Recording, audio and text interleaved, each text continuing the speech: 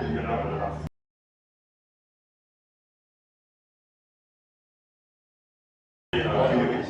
ça. C'est mon obligation.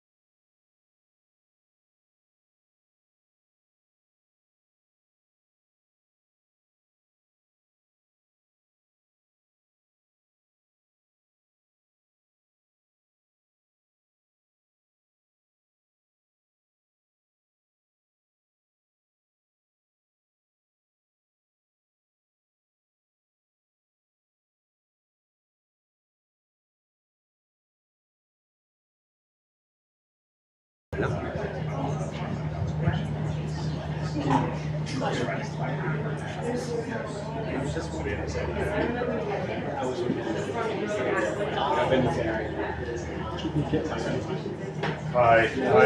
Can you hear me okay?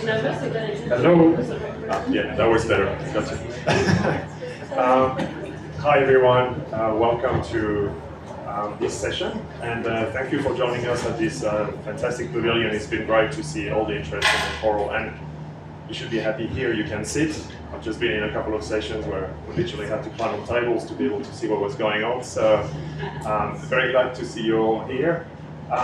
Today we're going to really focus on not just the corals, talk about a little bit about the ocean a bit more and where the financing matters and what is going on at the moment and what we're working on to enable more of this nature finance to go into the space of coral reefs.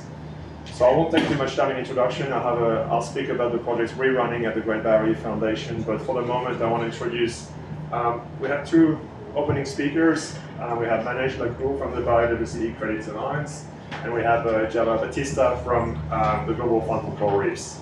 After that we'll move into a panel session, and I'll introduce the panelists a bit later on, but please, Manish, if you want to come and give us some introductions.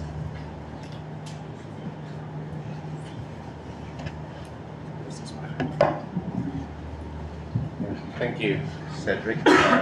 Greetings, colleagues. It's really good to see some common faces that I've been seeing for the last couple of days as well. So, yeah, it's really a pleasure to be here talking about the value of biodiversity credits as one of the tools to enable the conservation of marine ecosystems. So for colleagues who don't know me, I'm the global coordinator of the Biodiversity Credit Alliance, and this is the UN facilitated kind of multi-stakeholder platform that allows stakeholders to come together and really help form the foundational concepts and key principles around biodiversity credit market to, again, realize the targets that we have set under the global biodiversity framework. So why did UN get involved in this in the first place is, of course, lessons being learned from the carbon space is one of the key reasons, and UN's interest has been to look into integrity, which is the core part of the interest coming from the UN, then inclusion, equity, and also innovation, that how we can build on to the technology that's available and perhaps look into a sort of a digitally native market of some sort. Then BCA is structured in terms of, like, we have three core pillars of governance. So the first one is the actual governing body, the task force, which comprises of 20 different institutions, supply side, demand side, and also from indigenous peoples and local communities, altogether 20. And the second one is the body, we call it Communities Advisory Panel, which is now, just yesterday they announced that they would like to be called the International Eco Guardians of the indigenous peoples and local communities, looking into the overall nature market. So this is facilitated by BCA, but an independent advisory group, and they convene by themselves. You know, they facilitate their own meetings, draw their own agendas, but the key part is really that they are able to bring the voices from the indigenous peoples and local communities to the discussion tables in terms of shaping the market, but also then able to take that message down to their respective communities in all 7 sociocultural regions of the world to really help, you know, spur that awareness that's necessary around biodiversity credit and also the capacity building. Then we have a bigger body called the Forum, which is sort of an open membership body. We do a sort of due diligence, but again, it's a platform which is meant to, well, keep the community informed of what's happening in the space, and really engaging with community, bringing in the knowledge that's there, the technologies, the methodologies, and keeping the community, well, kind of raising awareness in that space as well.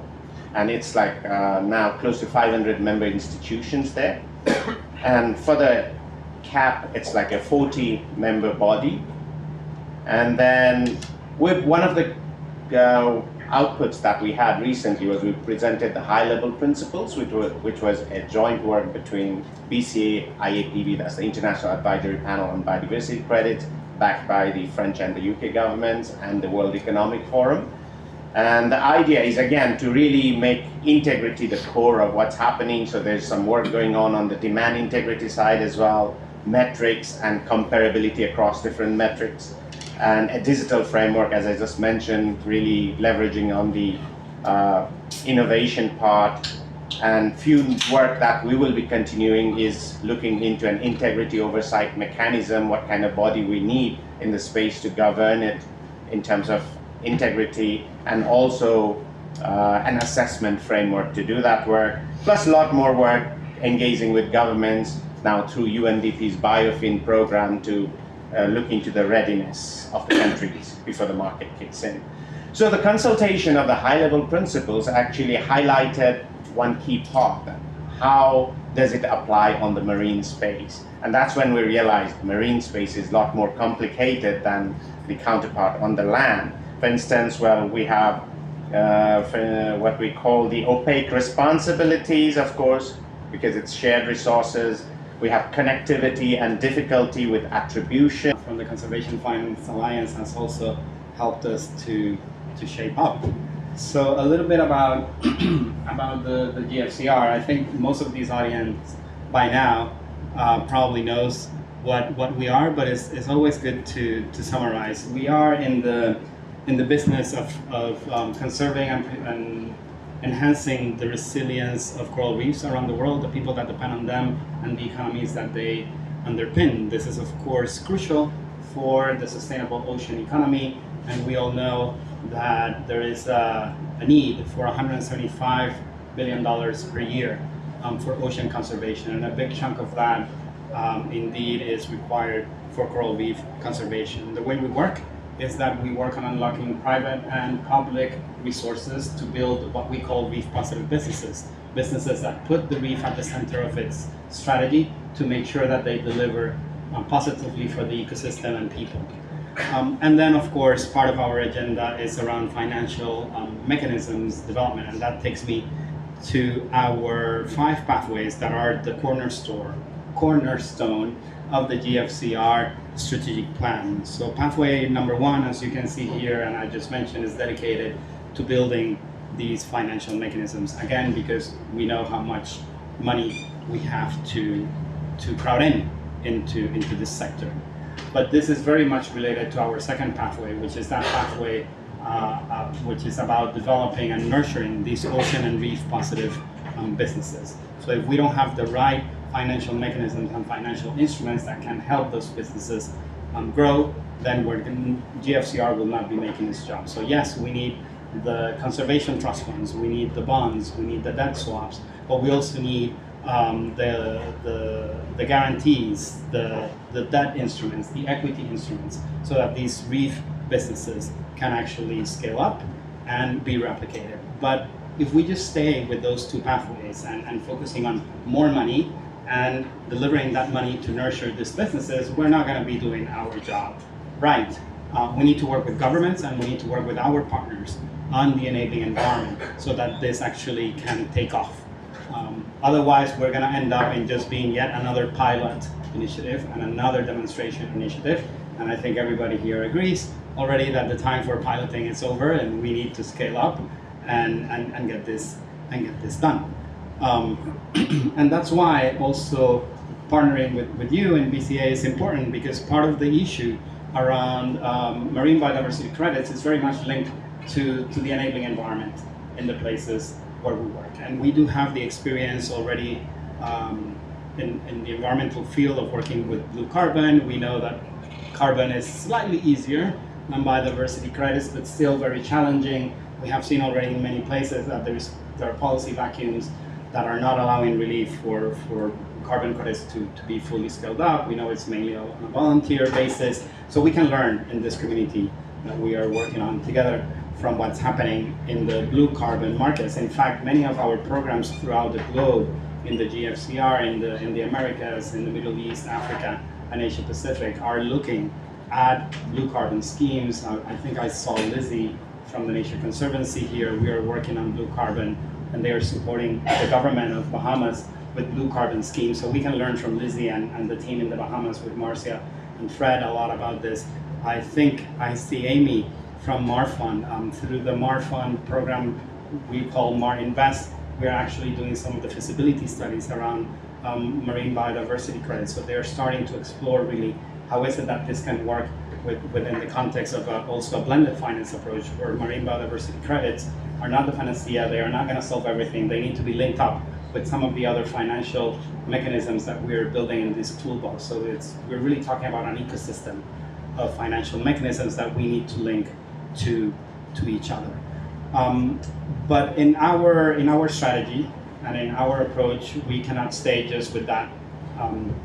Those three pieces of the central triangle. Yes, that is our core, but that's why I go back to the knowledge platform that I mentioned. This is all very new, and depending on the specific topic where we are, like marine biodiversity credits, it's even newer.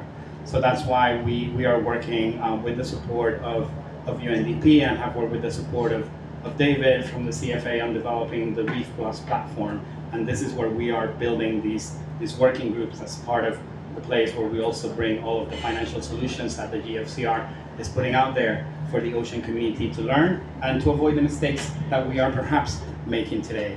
And when we sum up this knowledge sharing, along with what we are doing at the heart of our strategy, is that we can come to places like Cali and help influence what is happening in those rooms, because sometimes in those rooms they are not necessarily understanding what's happening in the water. So that's where we come in with our fifth pathway, which is contributing to a global ocean finance and policy shift, so that we can actually get to that $175 billion a year that are required for an effective ocean conservation. Thank you. Thanks very much.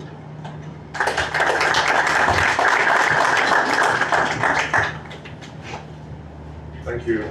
Thanks, Manish. Thanks, Yaba. It's a great introduction. We'll be focusing on the corals from now on, but bearing in mind that all of that is probably applicable as well to a lot of the marine ecosystem we need to look at. I should have introduced myself. I'm based in Australia. I'm the Executive Director for the Reef Restoration and Adaptation Program, a very large partnership in Australia to develop the science and engineering we need to help the Great Barrier Reef withstand the impact of climate change. So what I'm going to do is, first of all, I'd like to acknowledge the traditional owners of the Great Barrier Reef and their catchments, and the people we work with in Australia. I pay my respects to the elders, past, present, and emerging leaders, and I would like to extend these respects and acknowledgement to the indigenous peoples and First Nations of this region.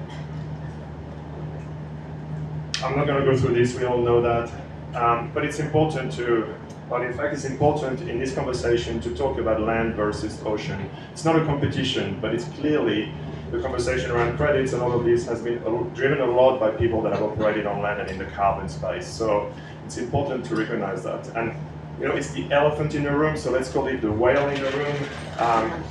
Enough of these elephants. It's time for us to change the conversation, and that's what we're trying to do today. So yes, whatever the number, it's a huge number and it's overwhelming. And I think hearing from Java here, we need to get on with doing things and showing that it's possible, but the numbers you can argue about, but they're enormous. The gap is enormous. At the Great Barrier Reef Foundation, where we are based in Brisbane, we do a lot of work in fundraising. So we know fundraising, we know how difficult it is and how inspiring it is to work with individuals and companies to raise money, to build partnerships, to accelerate solutions, and also how we can build deep relationships with traditional owners and local communities. So we know all that, but we also know that we need new ways to look at funding if we really want to scale up. I just want to mention here that we're also focusing a lot at the moment on how we take our solutions and bring them to a much more global audience. The problem with coral reefs is the short time window we have everywhere. And that's a real unique challenge. And so we're working at the moment to expand our solutions in the Pacific regions. And I just want to mention a recent announcement by the Tide Audacious project. We'll be part of the 2024 cohort. And I'm just pointing specifically to this lady over there at the back. If you want to talk to Mel Rogers about these projects and where we're heading, it's a multi-year project and a very significant investment in the Pacific. She'll be able to talk to you about it. Scaling is a major challenge. It's always been a challenge for us on the Great Barrier Reef. It's 2,300 kilometers long, it's enormous. So every time you talk about a solution, people will go, yeah, so what? What happens to the scale of the Great Barrier Reef? But it's a challenge for everyone and for the global community as well. The way we look at that is really to, and because we have a short time window, we can't just go about it saying, well, I'm going to deal with the technology first, then I'm going to deal with the governance and management, and then later on I'll figure out the finance. We just can't do that. So we have, as Java explained here, we have to look at the whole solution at the same time. So we focus on these three pillars, I guess, in terms of scaling up, and in each of those we want to take a holistic and contextual, context-specific approach to how we go about scaling up. Which means for us a diversity of strategies, a diversity of instruments, a diversity of context. And that's really important. It's not about competing with each other, whether it's seagrass or corals, or even though corals are better, it's not about this. It's really about how we work together to increase the pie generally across the whole system. I won't talk about the solutions. The program I mentioned, please, if you want to go and have a look, go there. There's a website or reach out. It's a very multidisciplinary and integrated program, again, a holistic approach to how we look at these solutions. But in the space of finance, I mentioned that we look at all sorts of fundraising, but for us, biodiversity credits are really important. They provide a really interesting platform to shift from where we are now to a much more streamlined finance systems for coral reefs or generally nature. Of course, you've heard all about this. It's about transparency. It's about alignment with the global biodiversity framework, which is not simple. When you want to show that your work and the way you monitor the impact of your work is aligned to these bigger frameworks, it's not easy. So having systems that allow you to do that is really important. But the part where we're really interested is in the scalability and the equity. The scalability for a simple reason. If we wanted to do 100, we need to do about 100 times more than what we do currently on the Great Barrier Reef. To do that, imagine how much as a foundation we need to grow to attract 100 times more donors. It's just not possible. We need to find ways to bring donors and projects together that in a way that is certified, streamlined, transparent, and we see credits very much as a procurement mechanism for funding. It's not just about a market, it's also about connecting donors to the projects. The other part of that is if you go to a remote island where there's very little capacity in terms of fundraising, putting grants application, connecting with donors, doing the due diligence. Every time you do that on a very small project, you have a lot of effort on the donor side, a lot of effort in terms of managing their risk, you have a lot of effort on the recipient side, and you have the intermediaries. So looking at credits as a way to really streamline that is really important.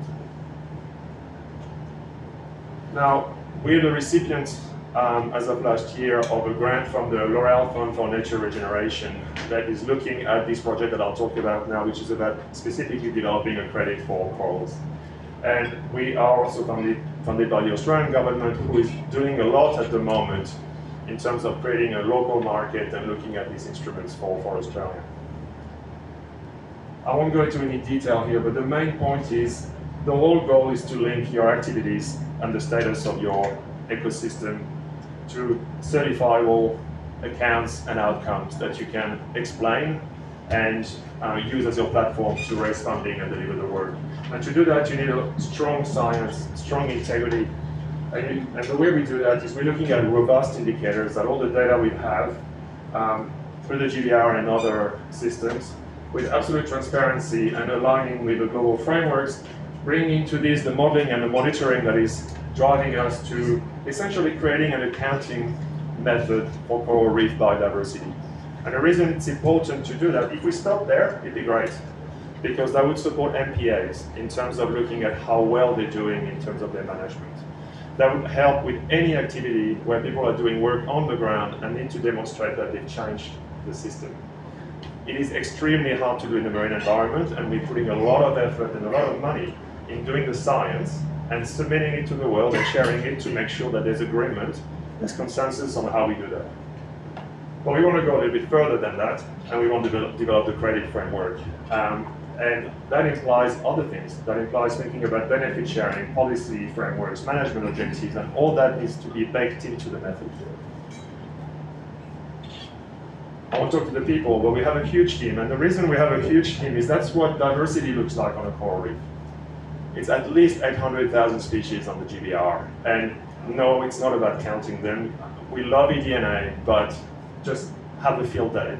It's not going to give you the answer about biodiversity. So the way we're looking at this is probably more at the functional level.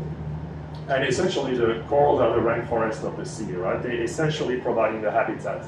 And if you retain one thing about credit and methods for accounting for biodiversity on coral reefs, is that the habitat is your proxy, right?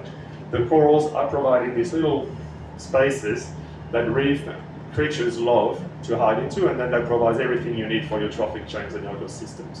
So we use coral habitats as really the proxy for us in terms of diversity, and we do a lot of work at the moment, which we're starting to publish around how that work with the fish and invertebrate assemblages that drive your functional systems, and how you can link these together into an accounting method, essentially. We work with a lot of groups around this. We love that the principles are actually quite aligned. It's great that we're starting from the place where most people are aligned already. Extent for coral reefs, actually it's not that hard. You can actually use satellite data, the Coral Atlas or equivalent, to look at the substrates that we know corals can grow in. So if you want to specifically go into a place to do work, finding the extent is actually quite easy. You can't put a fence around it, but you can see where the corals can go. The condition is obviously the main game here, and the way we're looking at this, and I think there's consensus already around some of that, is that it's a mix of coral cover, the amount, it's a mix of species richness. You don't want just a monospecific system structure because of what I've talked about before. It's about the structural complexity of your habitat that allows that diversity of structures. You obviously want to look at the key fish species in there as a way to also connect with the broader system, so that will come into play.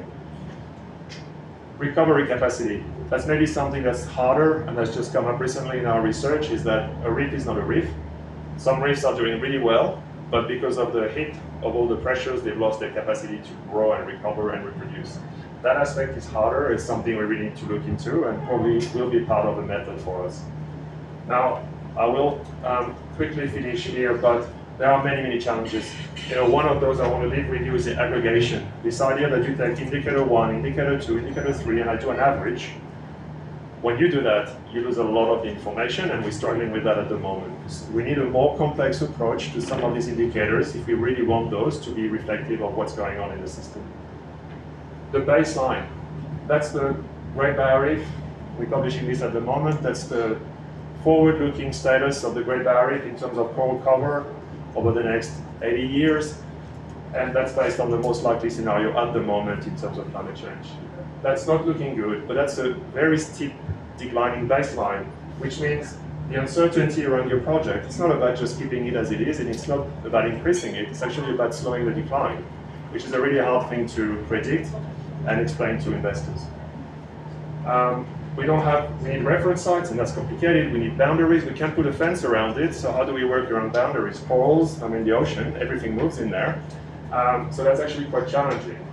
For all the financing instruments, it's always about demonstrating that what you're doing and getting paid for makes a difference. And we need to agree how we measure that and how we report that. We want to really focus on the equity piece and the transparency and the benefit sharing for traditional owners. It's critical on the Great Barrier Reef, but it's critical everywhere, and we've heard it in the conference. And it's not about just the science. The crediting method is complex, and that gets into spaces that we are not familiar with. Risk, buffers, uncertainty, hedging, insurance, all sorts of things that are complex. So as a community, we need to work together on this, because not any single group can do that.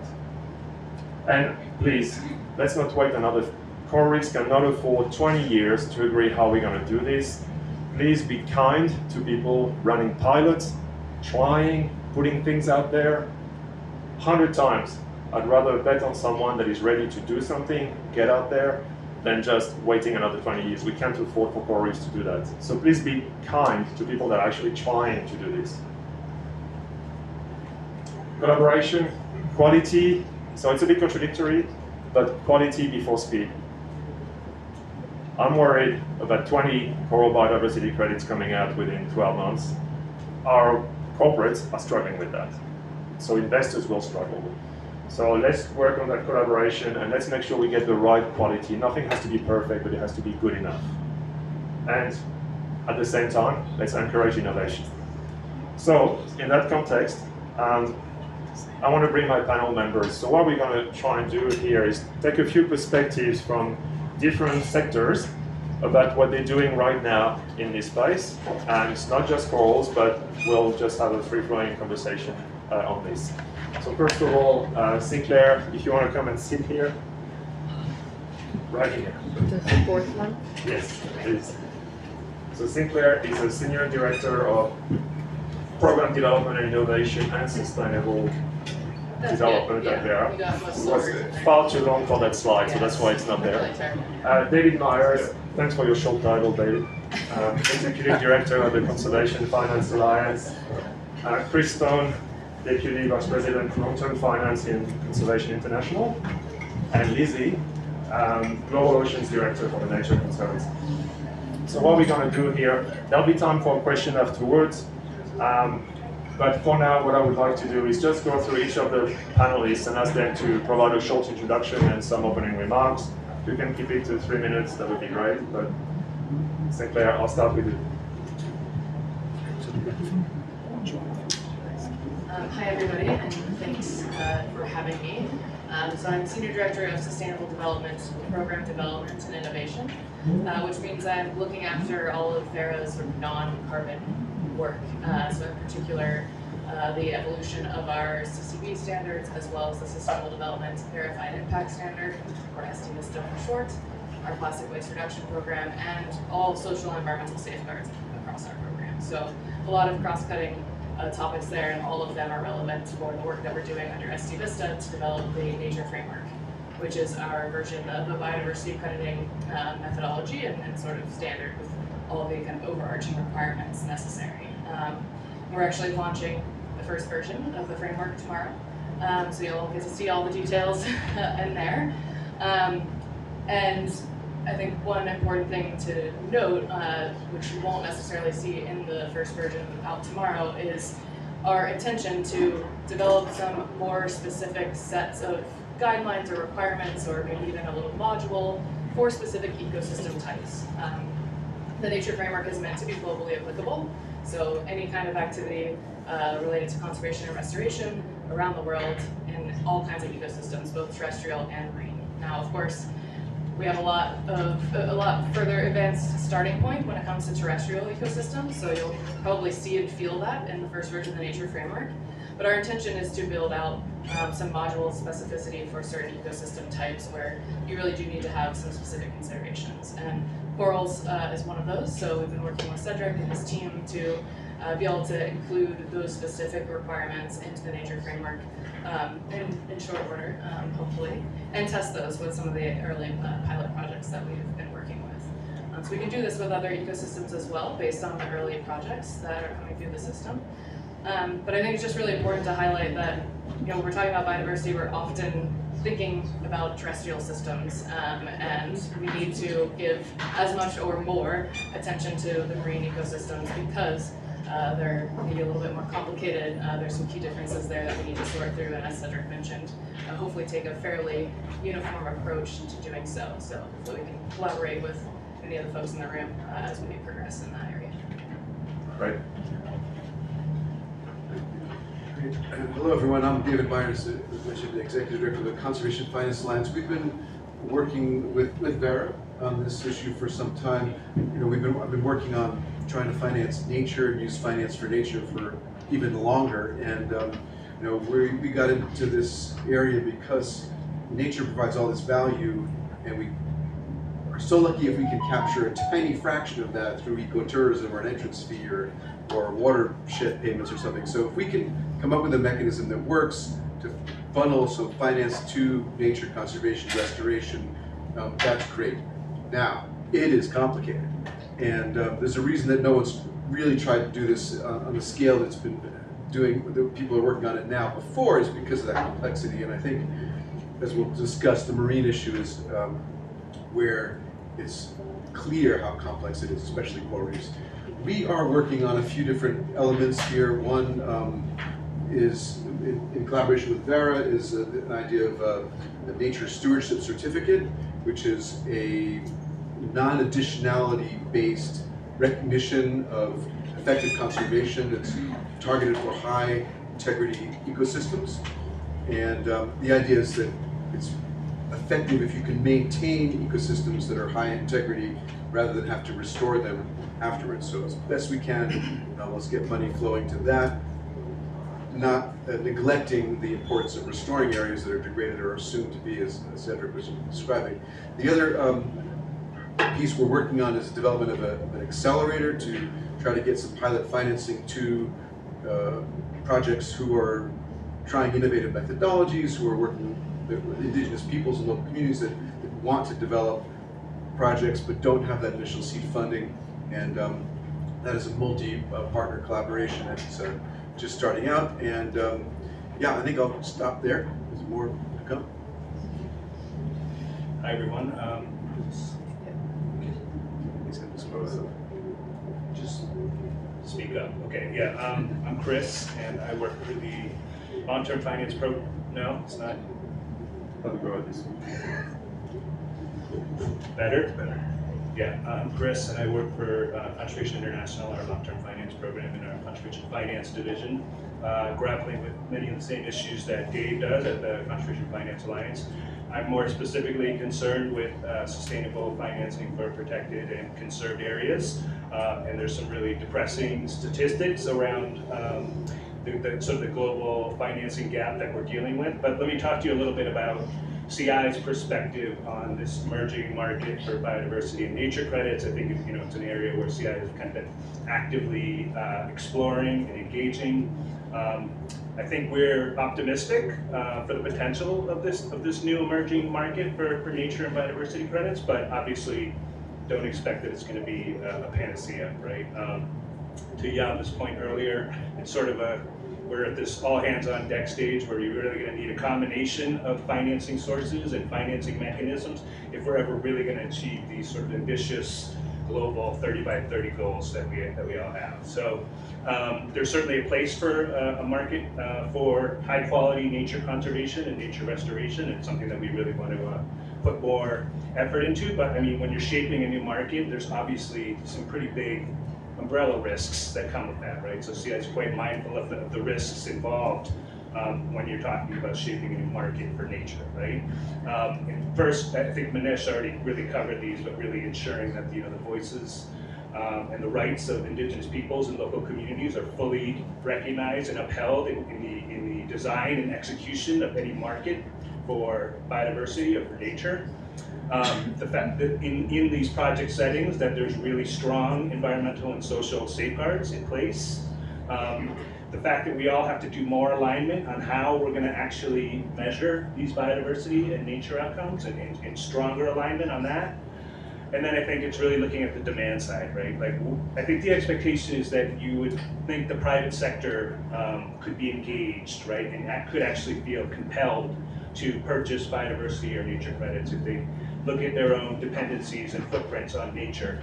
But we want corporate actors to do so with integrity, right? To be in this for the right reasons. So that's another big part of the equation. So I just bullet pointed those things, but they're all huge, massive, thorny issues that we're all dealing with. And I think it's really encouraging to see a lot of smart people, a lot of committed people, a lot of right-minded people are now really looking into this space of how do we actually form this kind of a marketplace. And so you have these groups like Biodiversity Credits Alliance, the International Advisory Panel on Biodiversity Credits that have come along. They're really kind of these market-shaping bodies that we're really going to need to provide that guidance for what we want to see is basically a high-integrity, equitable market for biodiversity and nature crediting. So CI strategy, obviously we're an international conservation organization. To Yaba's point again, I think we are in this piloting world now where we're really trying to see if we can bring these principles into real world settings and partner with indigenous peoples, local communities, NGOs, governments to see whether or not we can kind of create these enabling conditions on the ground, both in terrestrial and marine environments, to see if we can create those enabling conditions to actually hopefully at one day, right, be able to issue some form of a biodiversity or nature credit from high quality conservation that's happening on the ground. So that's probably my allocation. I'll stop there and give it to Lizzie. Thanks. Thank you. So Lizzie McLeod, Global Ocean Director for the Nature Conservancy. Really excited to be here with you all. I'm also really excited. I think there's about 5 concurrent sessions on similar topics happening right now. So obviously this is a hot topic for the COP and certainly an important one. The Nature Conservancy, we work with communities, businesses, governments, NGO partners, and academic communities in over 81 countries. And our work is really to tackle the climate and biodiversity crisis. And we have been doing ocean conservation for over 50 years. And TNC has really been leaning in for decades on catalyzing innovative financing to support our ocean conservation work. And I want to talk about just 2 examples of that today. One is our nature bonds projects, which really grew out of our successful model from blue bonds. And nature bonds are really designed to unlock funds to accelerate progress for both climate and biodiversity commitments. And it's designed to work with governments, commercial banks, and development banks to help refinance sovereign debt in exchange for bold conservation and climate commitments. The Nature Bonds program is an expansion of our Blue Bonds program, which was rolled out across the world. We now have 4 active Blue Bonds projects in the Seychelles, Belize, Barbados, and Gabon. And collectively, we've been able to refinance $1.2 billion to generate an expected $400 million in returns, which is conserving the size of almost 2 million square kilometers of ocean, which is the size of the Gulf of Mexico. So really significant large-scale areas, and that's the kind of scale that we need to be getting to help improve the health of our ocean. I think what's important about the Nature Bonds program is that they are legally binding conservation commitments that are tied to the debt conversion transaction. And the funds that are generated are managed through an independent conservation trust fund, and that's really important for transparency and accountability and compliance as well. Another quick example is our reef insurance program, and so this is, TNC worked to develop the world's first reef insurance policy, which was in response to hurricane damage in Mexico, and this was purchased for the Quintana Roo government by the CZM Trust. It was a PPP established by the government, hotel, and tourism reps, Nature Conservancy, and other partners. When Hurricane Delta hit in 2020, it led to the world's first reef insurance payout. So it was $850,000 that was released to help support restoring the reef. What's important about the reef insurance projects is that it's not just the financial support, but it also works with reef brigades. So if you think about like first responders, that as soon as there's a wind speed that triggers the payout, they go out onto the reef, help reattach the reef. And there's a really critical window after a hurricane hits when you actually can restore the reef and reattach those fragments. So building that that collaboration and those partners that have the skills to go out and do that is as important as the financial components as well. And so I think just to cap, I think I want to just highlight, in addition to the financial aspect of this, we have to also be making sure that we have the governance, the partnerships, the policies, the regulations that are absolutely essential to making any of these financial approaches successful. Thank you. The panelists are so good, I don't think we need any questions anymore. Thank you. So look, we're going to go into just a conversation here, and I'm going to ask the panelists to keep your responses relatively short so we can have that conversation going. So I think we've really made the point about marine versus land. I think thanks Sinclair as well for making that point through the framework. I think what I'd like to talk about a little bit here is, every time we have a conversation about biodiversity credits, people go, oh, but it's not going to work for this. And then it's a drama. It's not.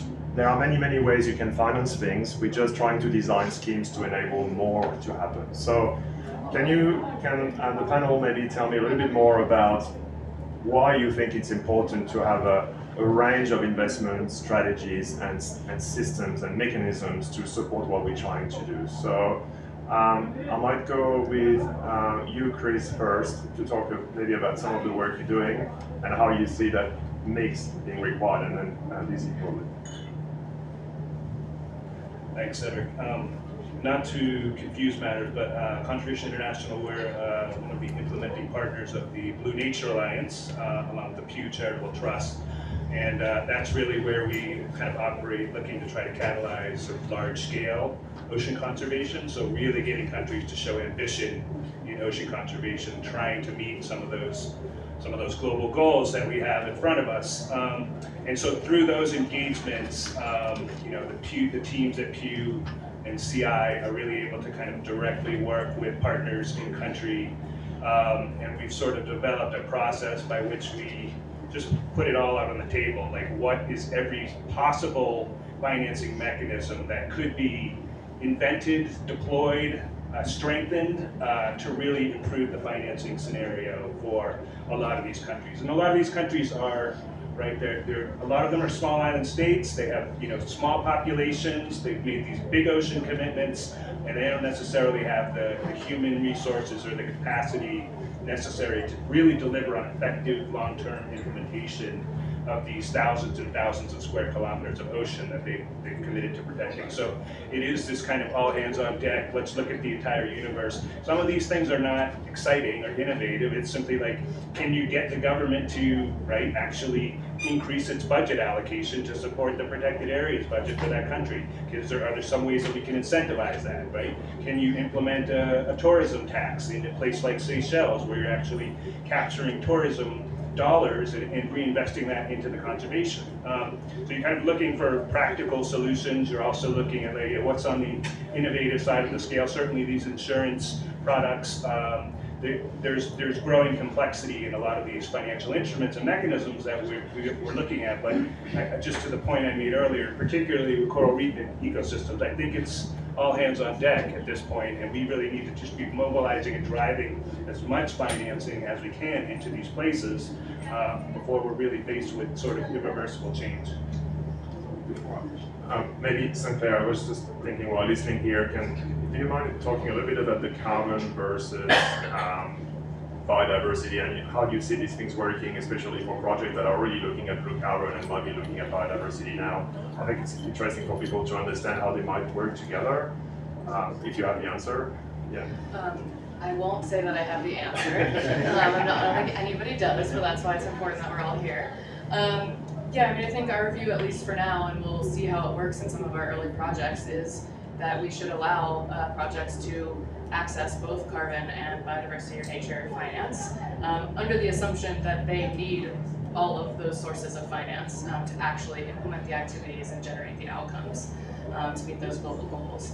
Now, of course, there's many little devils in those details of making sure that those projects are meeting both sets of requirements and thinking about additionality and what the activities and outcomes linkages are.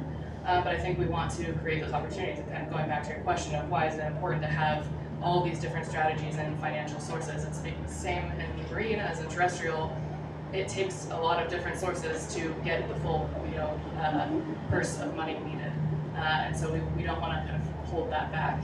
And I guess maybe just also talking kind of from carbon to biodiversity, obviously carbon started more so in the terrestrial space, and that market has also moved more into the marine space, whether it's coastal marine ecosystems or even further offshore, all the different carbon methodologies being developed. So we are seeing more attention being paid in the carbon space that I think will make it even easier to bring into the biodiversity space. And another kind of reminder are really key. So I think those innovative examples are really important, but I just want to echo something Chris said that I think is so critical, is that we need to be stacking different approaches because these are not going to work everywhere. We may not have the right political will or regulations or community support or those local considerations and conditions that are vital to making these things work. And so I think we need to be trialing different approaches, knowing that some will be successful and some will fail, and that the finances are not enough for any individual tool or approach. And so I think by stacking these, we're essentially reducing the risk and helping to build our pipeline of resources that are so important to help protect these critical systems. So, David, I want us to continue on that thread of diversity to deal with the complexity of this situation, but can you expand on that and maybe talk a little bit more about what you started to discuss around the stewardship versus the restoration, and that balance that we have to find between preserving what is still there versus what we're trying to do to restore support systems that are under significant threat. Yeah, I'd like to even take it further out, because as much as we mentioned how important it is to have a diversity of finance mechanisms, coral reefs are under such severe threat from such a range of pressures. So, obviously we need to do everything we can to stop climate change and reverse that. That's the big thing, because no matter what we do on the detailed site-based level, if we don't have an impact to slow this down, that's an existential crisis for coral reefs. So that's just, we got to just keep reminding ourselves that that's there. Secondly, there are a range of finance mechanisms that can reduce sedimentation runoff, and Australia is familiar with it. You have coral credit. So there are mechanisms that governments can put in place, or that the private sector could do to try to reduce the threats on coral reefs. And Global Fund for Coral Reefs trying to target businesses that can be reef positive. Investor confidence in these approaches. And so often we have a lack of resources for that monitoring, but I think it's vital to be, number one, making sure that we can adaptively manage and that we're deploying the right strategies and approaches, and then two, that we are making sure that we have the resources to then help us show where, sometimes the progress isn't what we're hoping it is, and we might need to make a change or have a different intervention. So I think it's vitally important. Yeah.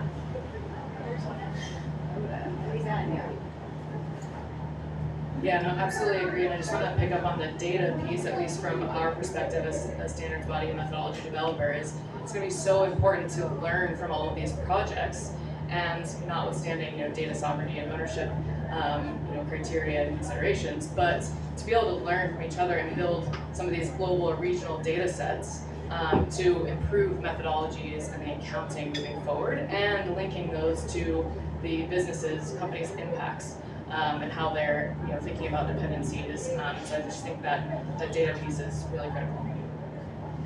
Right, thank you. So if you're okay, I'll do one more question with the panel, and then we'll move to questions within the room. So demand.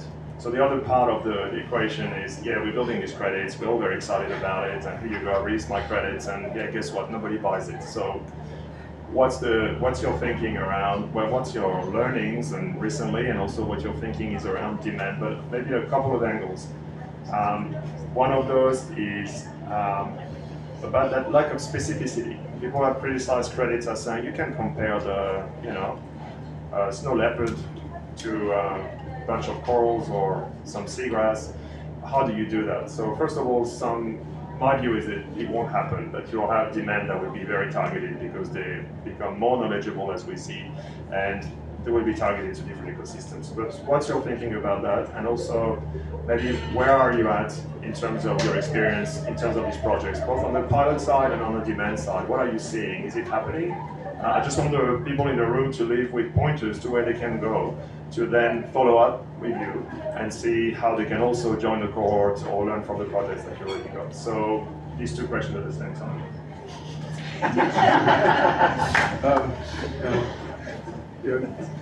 Actually, I mean, the Blue Nature Alliance has been supporting Dewey, and it's been a biodiversity unit that's been out there on the market for the longest time. But it's a great question. It's the big question, and again, part of it is will be only resolved when we're clear on what these units stand for and what claims can be made on them. But beyond that, companies, if we think the private sector is going to buy these because they're getting a business benefit from it, that's a difficult argument. Sure, companies depend on nature for a range of things, but investing in the ecosystem services that benefit you also benefits the larger population, and so there's what's called a free rider problem, right? So if I invest in a watershed, but then 20 other companies, including competitors, benefit from that, what's my interest? There are cases where the benefit is so tight that it makes a lot of sense, and you have Danone and Nestle and others that have invested in watersheds that serve their manufacturing or bottling plants. Okay, so those are going to be cases. I think at the end, so the demand that I've heard about now, people are buying these certificates or credits, and the demand is interestingly coming from the marketing side, where a company can tell the story of what the money is being spent on and how it's benefiting them. And I think that's going to be a strong initial driver of purchasing. But I think until you get it into the business model side, that's where you can really scale. And to be, in my opinion, the only way to get there is going to be through a kind of regulated market. And how that's designed, I'm not sure, but Australia is also starting on that in some ways with restoration credits, restoration markets. So there's potential, but it's early to say. Yeah, agreed. And maybe talk a bit about the pilots as well, that would be helpful. Yeah, of course. So yeah, I think it's going to be a journey for another year, 2 years, and beyond.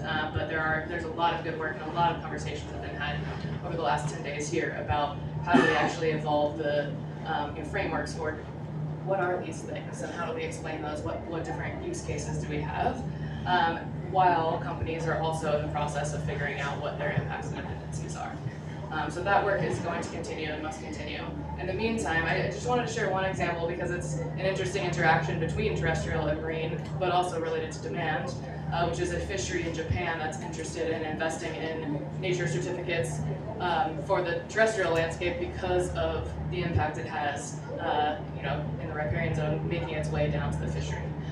So there's, I think, going to be a lot of different types of demand and use cases. That one was a really exciting one that I spoke with folks about here. So lots to come. On the pilot side, I mean, we've had 30 projects that have been piloting the nature framework over the last year from a pool of 180 applicants. So I'm not worried about supply, I don't think anybody is, but those pilots, I mean, they have resources to actually start this work, and that's because many of them have some kind of interest from a buyer or investor that is willing to take some of this early risk as the market evolves. And I think that's a really important signal to not lose sight of. It doesn't mean that we have to take our foot off the gas for helping the demand side make sense of this market, but there's a lot of activity going on, and I think we need to help those early projects make the case, showcase those projects, those outcomes, explain transparently what the methodology that they're using means, even if it's different from the next one, and then bridge those communication gaps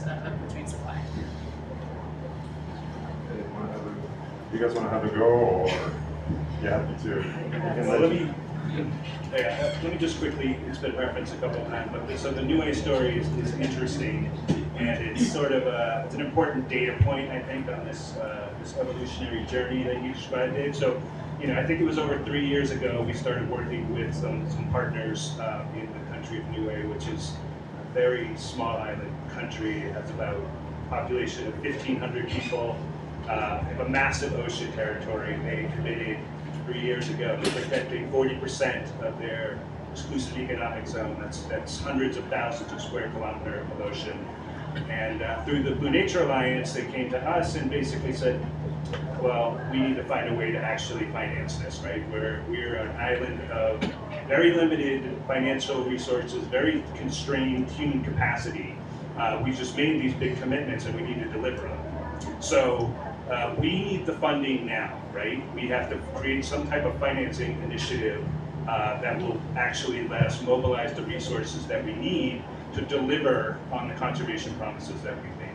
So they said, let's try to unitize this ocean conservation effort. We'll create these ocean conservation units. And I'd never heard of this 3 years ago. This was kind of a new concept for us. And yet to their credit, they had already done quite a bit of thinking about it. So we worked with them to really design what's the underlying sort of cost and value of an ocean conservation unit, which ultimately we ended up calling an ocean conservation commitment. Not a certificate, not a credit. It's an offering. It's more of a sponsorship model, right? Ultimately, it's more of a crowdsourcing model. I think Niue's perspective was, hey, look, we're willing to make this kind of commitment. This is providing a global environmental benefit. It's a global biodiversity benefit that we're providing to the community. Why can't we have the community pay for it, right? Or help us pay for it, right? So on that basis, we basically priced this OCC unit. One OCC represents 1 square kilometer of effective ocean management over a 20-year period. And underlying that, so it is an attempt to unitize a good quality ocean conservation effort. So I think it was directionally headed towards this, this idea of being able to issue credits based on biodiversity outcomes, right? That's where we're headed. This was sort of testing the waters for that. It's certainly not targeted in the way you were describing, Cedric. This is like a global crowdfunding, crowdsourcing effort. Certainly got some pretty good media attention. To date, I think they've mobilized about 8 million New Zealand dollars in these OCC sponsorships, which is encouraging, but it's still, again, it's not kind of what the vision was. The vision was that they would get to over 30 million New Zealand dollars, which isn't to say they won't eventually get there, but I think it's ultimately something, they're going to have to be looking at other potential, resource mobilization strategies and revenue opportunities. UA is a small country. It does have an actual viable tourism economy. I was just there last month. I highly recommend it. I was there during whale season. Just get in the water, snorkel with the humpbacks. It's pretty amazing. So anyway, so they have some other pathways to really be able to achieve long-term financing for effective implementation of their ocean. But I think it was a pretty novel construct, and it certainly got us thinking more and more about the space of nature markets and biodiversity credits. Thanks, Chris. Do you want to have some last words, or before we go to questions? Very quickly, I think just to echo something that's been said, which is the balance between speed and quality. I think as the ecosystems decline, the pressure for speed will increase, the need to take action. And I think we have to be, and this is where I think partnerships are so vital. Things like I think the demand will always outstrip and get ahead of best practices. And so I think the things we heard about this morning or just earlier about the biodiversity credits and having the best practices and that alignment in that community, TNC and other partners, Salesforce, Wetlands International helped to develop the blue carbon, the high quality credits in blue carbon, to really show what good looks like in a blue carbon project. And so I think just getting that established as quickly as possible in advance of the market pushing projects to be delivered in ways that are not either supportive in terms of biological outcomes or social outcomes and equity outcomes. So I just think, again, that's where this community is so important, and our broader community of NGO partners, scientists, private sector, and others really leaning in to make sure that when we do it, we're doing it with integrity. Great, thank you. So I'm just going to open to the room. I see one hand already. Emma, if you want to have a go first, and then second and third. You go. Sure, thank you everyone for what you're doing. Maybe we'll just hang on. We'll try and pass some microphones and.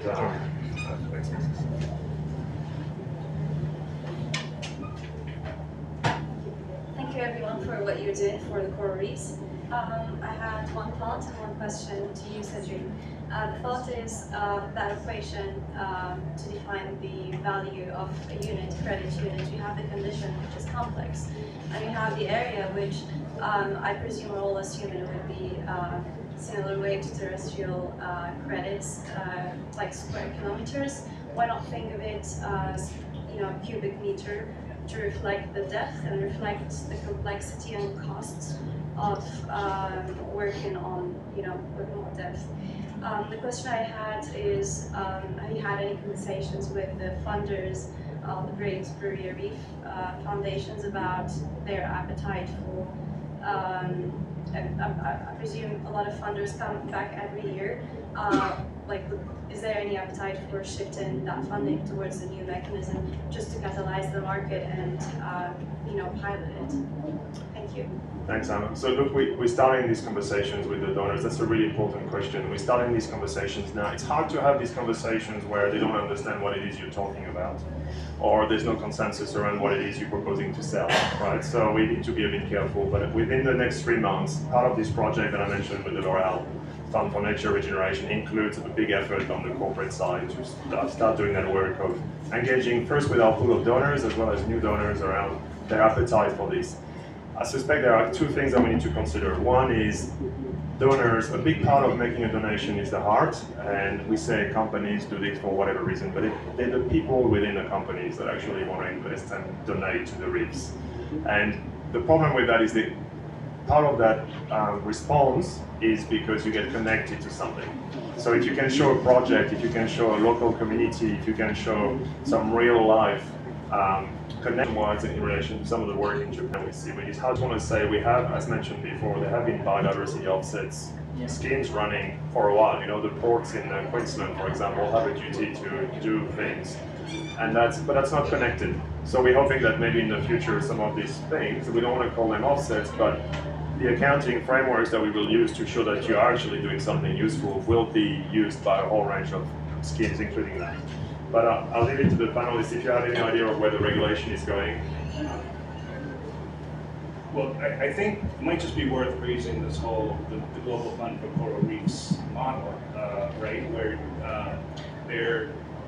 you can obviously speak to this better than I can, but I think your whole vision is that you can kind of create these financial ecosystems around coral reef ecosystems, right? Where you're going to have, you build that sort of the foundation of economic incentives that communities will want and need, that they're going to see the direct benefits of keeping coral reefs as healthy as possible, right? And building coral positive business models around these coral reef ecosystems. I think it's a massive experiment that GFCR is undertaking, but I do think there's real potential in trying that type of an approach, because to your point, like this, we don't want things to just be kind of these one-offs, and how do these things ultimately end up paying for themselves and being self-sustaining. So I think the GFCR model is a really interesting approach to that. Just to add really quickly, yeah, so I totally agree with that, and just building on that, I think one thing that's important is that many of the projects in the GFCR are things we've been doing for decades, NPA green fees, so it's not all new, innovative, cutting edge, tricky, complicated, we've got that too, right? We're looking at, scaling reef insurance, we've got Marfund here who's done a phenomenal job across the Mesoamerican reef, really scaling that. But I think the thing to remember is that, through programs like GFCR, where you have a mix of both philanthropic and investment dollars, and you have resources to build local capacity to build financial literacy, which is vital everywhere. Where TNC is leading GFCR projects in Micronesia, Indonesia, and the Bahamas, and that's essential everywhere, right? Is building that local capacity. But I think just stacking these different approaches and then learning from each other. CI is leading in Indonesia, in the eastern part of Indonesia, and so our teams are working together, sharing what they're learning in the Bird's Head with what we're going to be doing in Barao and other parts of Indonesia. So I think that it's important to kind of recognize that we're building on some of what we've been doing for a long time, and then we're just trying to elevate and generate reef positive businesses, but bringing in much larger reef revenue generating opportunities for reefs at the scale that we haven't had before. You wanted to jump in? Well, yeah, no, I think what you're alluding to, whether there may be a regulatory market for the positive reef activities, and I think that that's a really great question, because right now there's impact related markets. If you're going to damage the coral reef, you need to replace it or compensate. There's compensation systems, regulatory systems in like 30 countries around the world. They work in maybe 2, but they exist in legislation. And I definitely could envision something that's on the dependency side, a regulatory market where a company is, if it's dependent on some resource that the government puts in place. The entire chain, it's almost impossible. If government can identify the areas where they can make a real difference, we want you to do these things with biodiversity credits, but to do that, you're going to need a data platform that's certified, available, easy to access, and you need people to be trained on it. Well, we can do that as governments, because that's our role, to educate, to build the systems, and to keep them in legacy if they are public goods. So there are so many different roles for government, but you're absolutely right. This won't work until the government sees the benefit in delivering their agenda. I was thinking about large ocean states. Australia, I think, is special or very different with regard to that. Because at the end of the day, like with my research, for example, it was like the sewage treatment, which was the EU. They forgot that open basins in a tropical island with tropical rainfalls, which is just going out. And it's 10 years or more now that the government knows about it. But Yeah, so I think if there is some yeah. financial interest, I think we could improve ecosystems much faster, and I just wanted to throw it. Yeah, and I think you're right. The problems we've experienced in the past in conservation with government haven't changed. And your point is, if we can use these systems and instruments to actually drive change at that, on that front as well, it would be useful. Well, thanks Hannah for that. And look, I just want to close the panel and thank the panel members and our opening remarks. Please, if you can all thank them. I just want to say as well that I've just received a WhatsApp thing from my wife is Colombian, and the whole family is watching the Enabling Nature Markets for Coral Reefs discussion.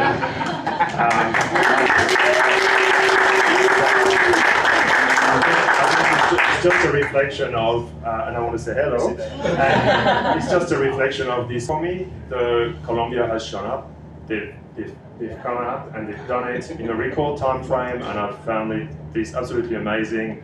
And I was just saying yesterday at a dinner that I think I'm becoming very patriotic because I want to cry when I see the green zone and all the work that's been done in the blue zone by Colombian and indigenous people and youth. It's absolutely amazing. So thanks for turning up. There were a few events that I wanted to go to instead of this one as well. Thank you. It's been a great conversation. I really thank you for being part of this journey. And please remember, be kind, be supportive. We can do this, but we need to all work together on so many different fronts. So keep it up. Thank you.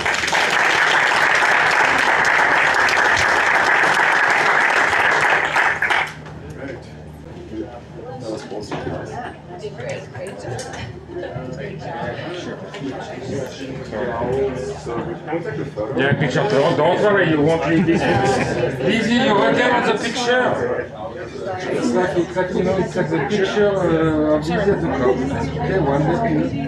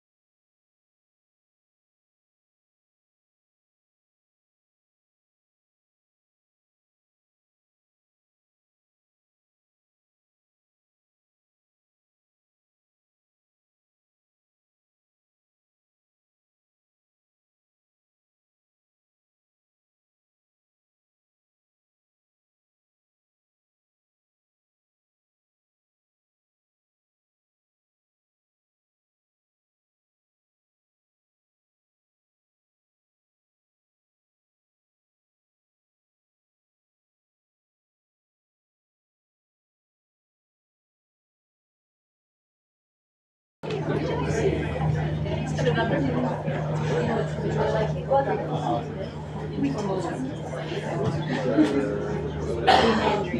how are you? Good to see you. I wasn't. Yeah, when I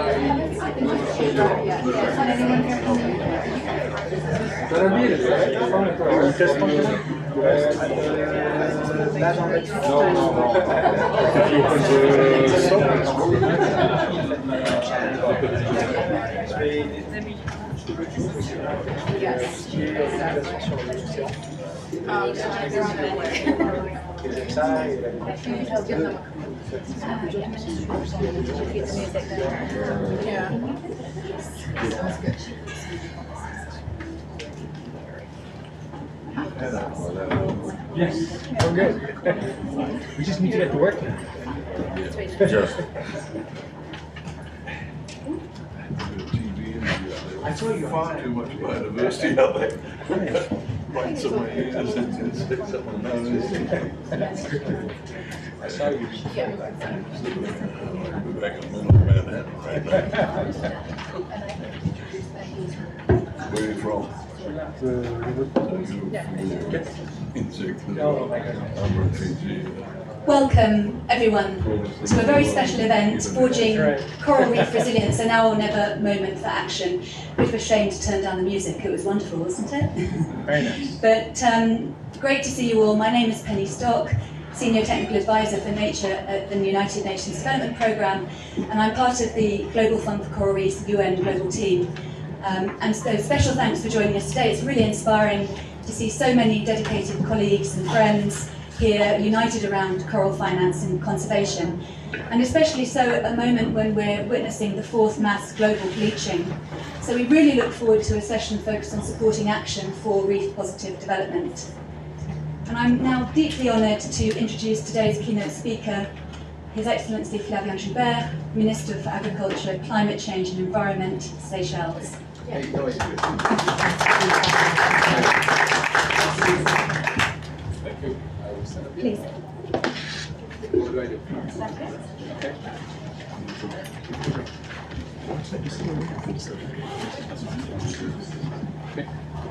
Okay, so good afternoon, colleagues, distinguished guests who are present this afternoon.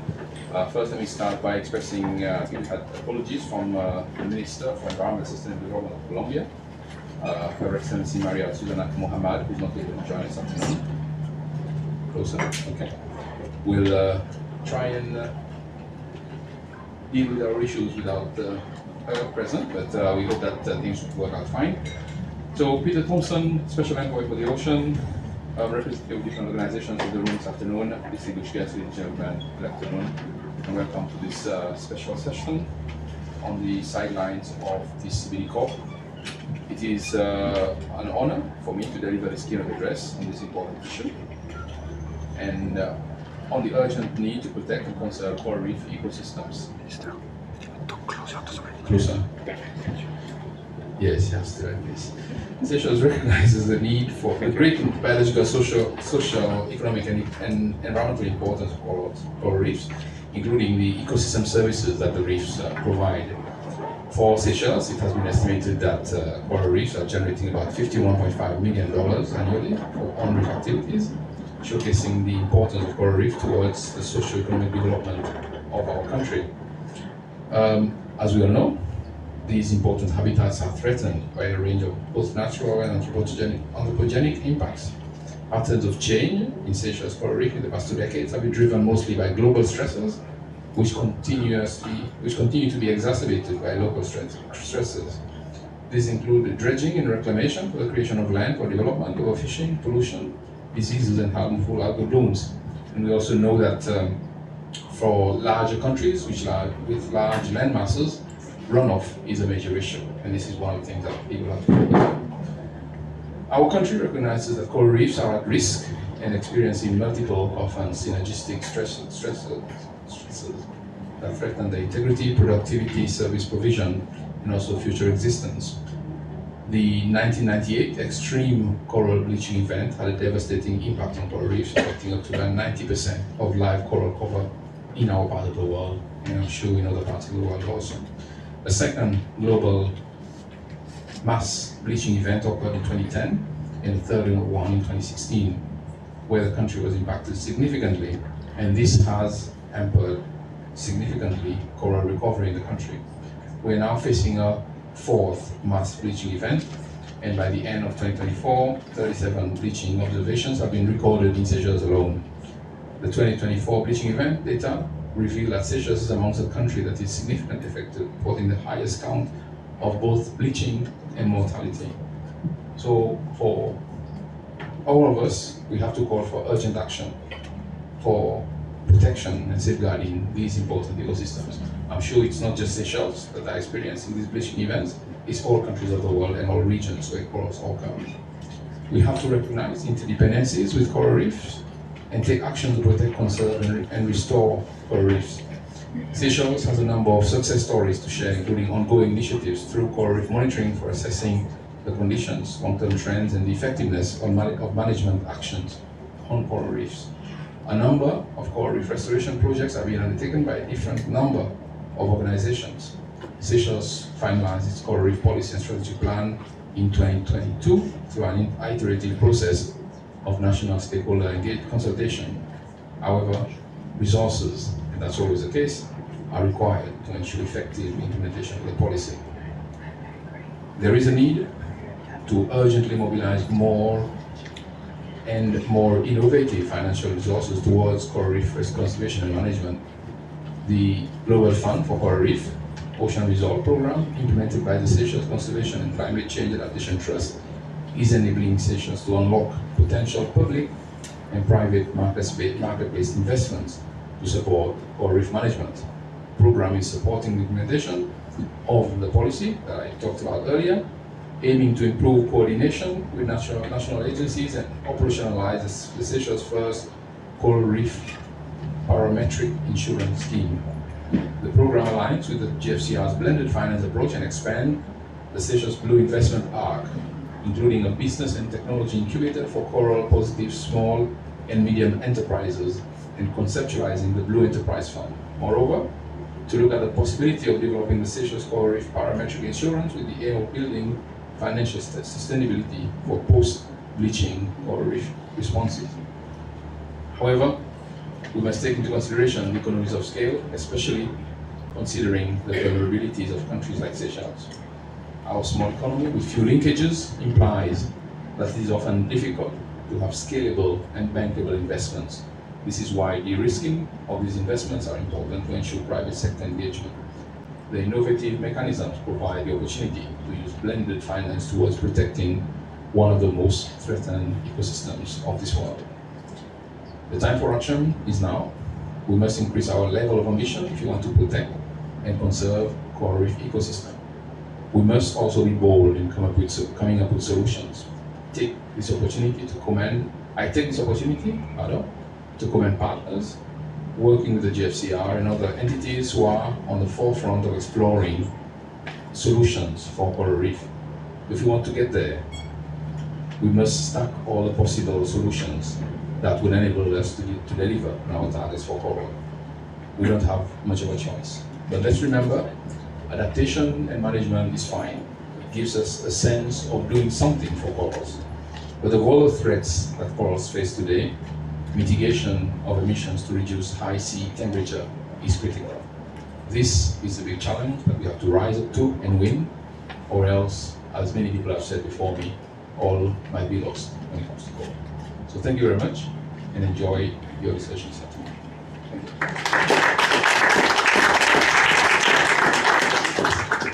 Thank you so much, Minister. And now I'd like to introduce Her Excellency Honourable Minister for Nature, Mary Cray, CBE, Department of Environment, Food and Rural Affairs, representing the United Kingdom, a leading coalition partner of the Global Fund for Coral Reefs. Excellency, the floor is yours. Thanks so much, Penny. I'm not used to being called Excellency. Certainly not at home, I can tell you. But I'm enjoying it. Feel free. Thank you all very much and a very warm welcome to this event. We know that coral reefs are some of the most valuable ecosystems on Earth, harbouring biodiversity, as we've heard from the Minister from the Seychelles, supporting a quarter of marine life and providing myriad benefits to thousands of species, including us. More than 1 billion people benefit directly from coral reef resources for livelihoods, food and coastal protection, and we depend on ocean health for resources, medicine, trade and climate regulation.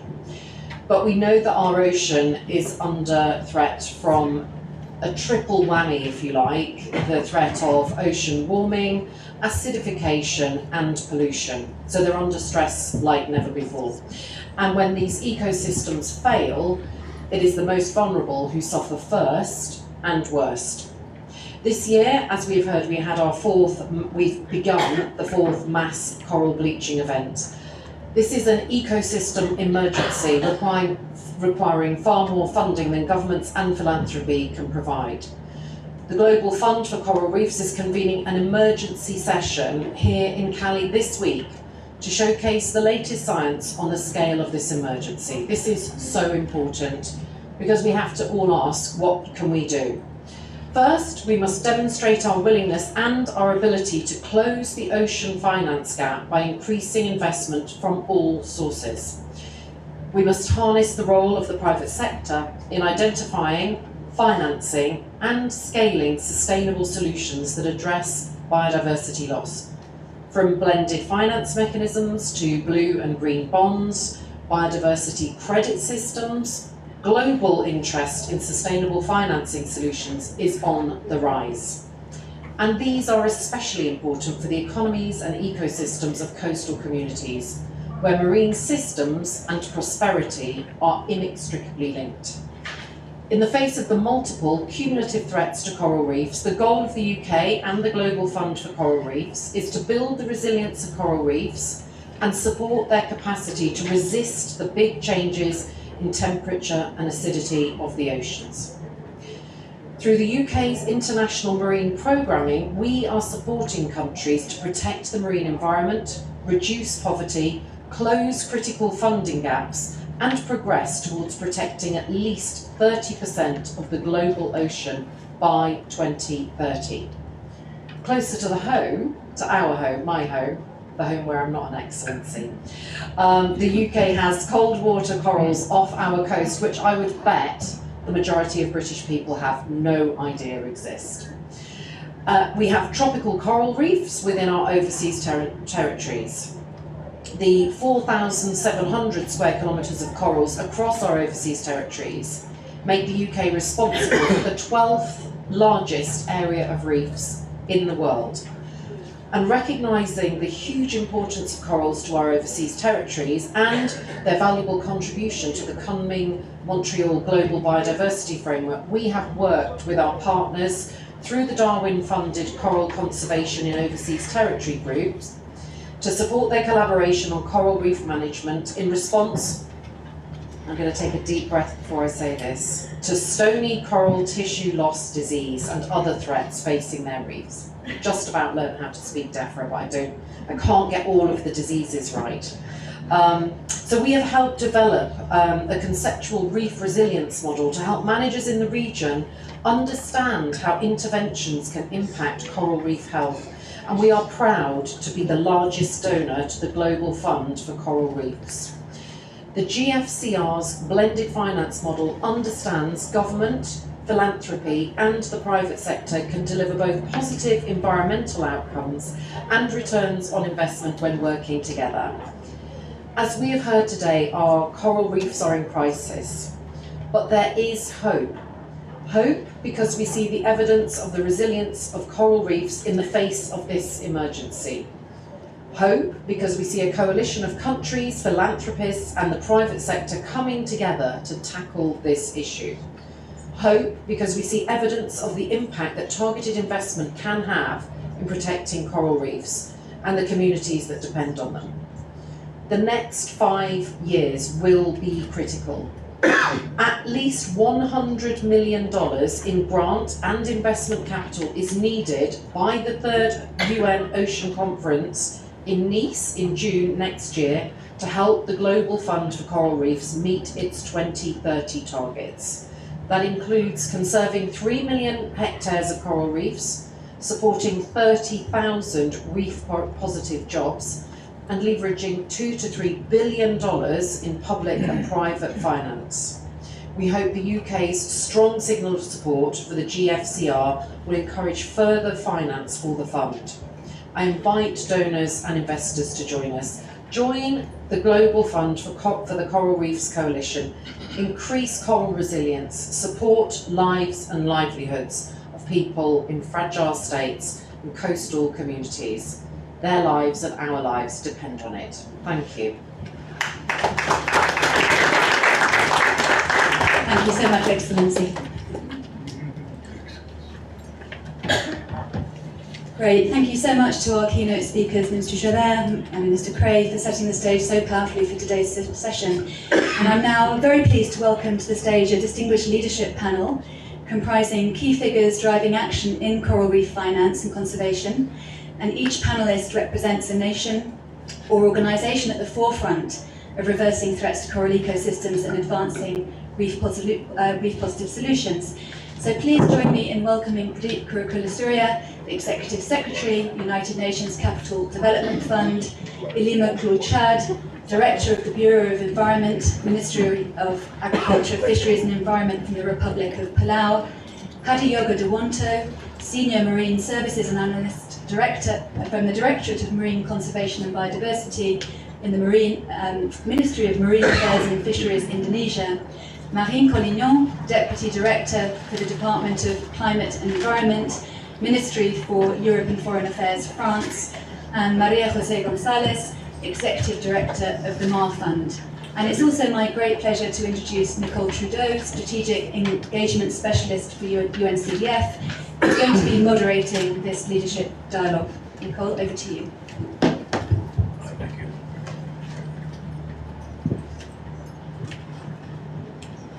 Thank you, Penny. As we know, Target 19 implores us to drive new sources of public and private funding toward nature-positive outcomes. Today, I am pleased to facilitate this discussion among experts in the innovative finance field to talk about reef-positive outcomes. Let's begin with Director Klul-Chad. Palau is host to some of the most extensive coral reef ecosystems in the Indo-Pacific. It's a leader in ocean conservation, a state that is to be celebrated for its 30 by 30 exceptionalism. Your state, as well as regional partners, have a long-standing history of coral reef conservation. Could you kindly talk to us about how GFCR is enabling greater private sector investment and partnership through our programming efforts there in partnership with you? Thank you.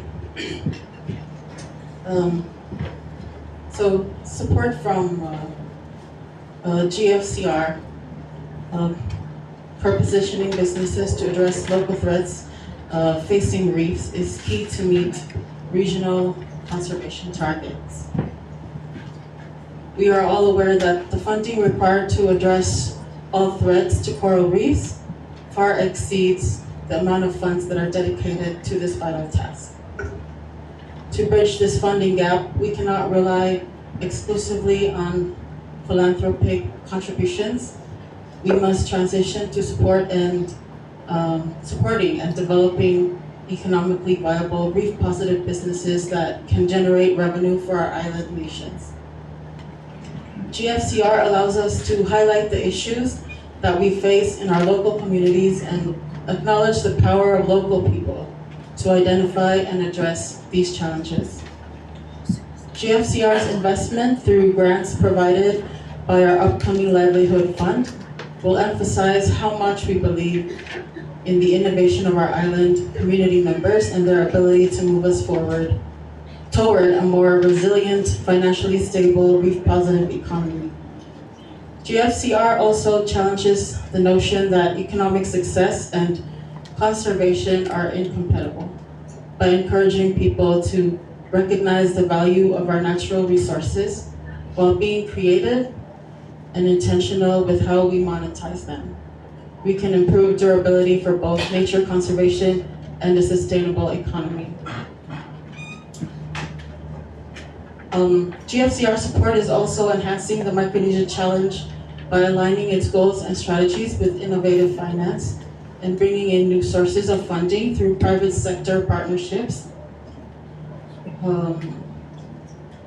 The initiatives were designed to fit into the current context of the region and work within the Micronesia Challenge framework that has been established through years of ambition, dedication, and strategic thinking.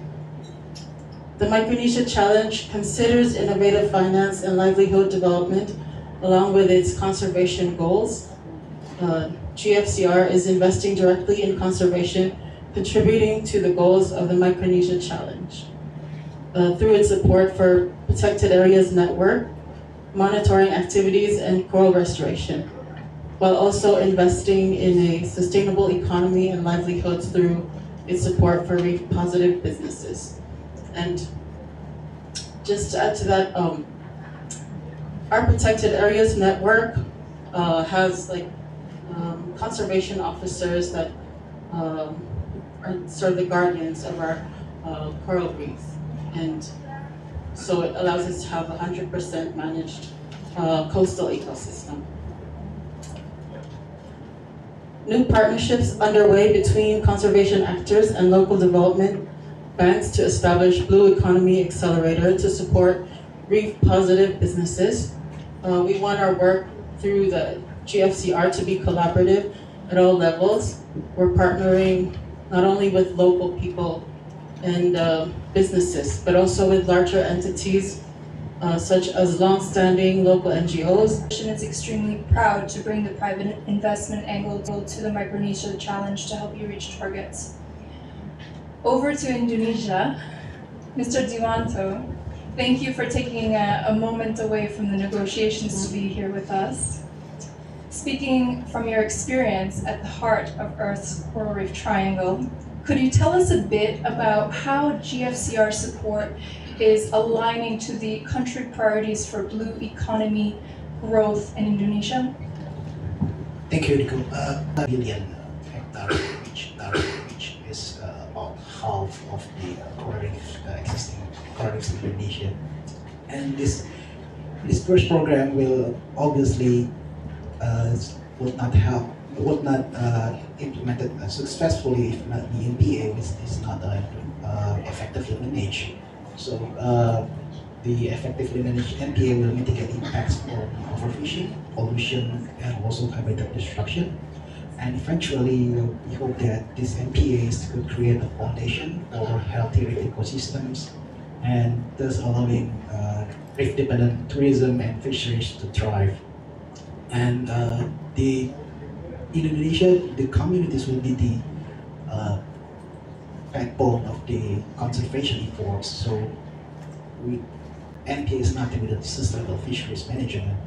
And so this approach helps manage fish stocks and maintain reef health and supporting the local economy, so which is crucial for balanced reef positive blue economy.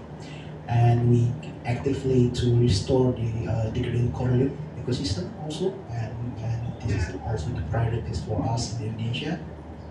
We've been implemented large-scale coral reef restoration through Indonesian Coral Reef Garden.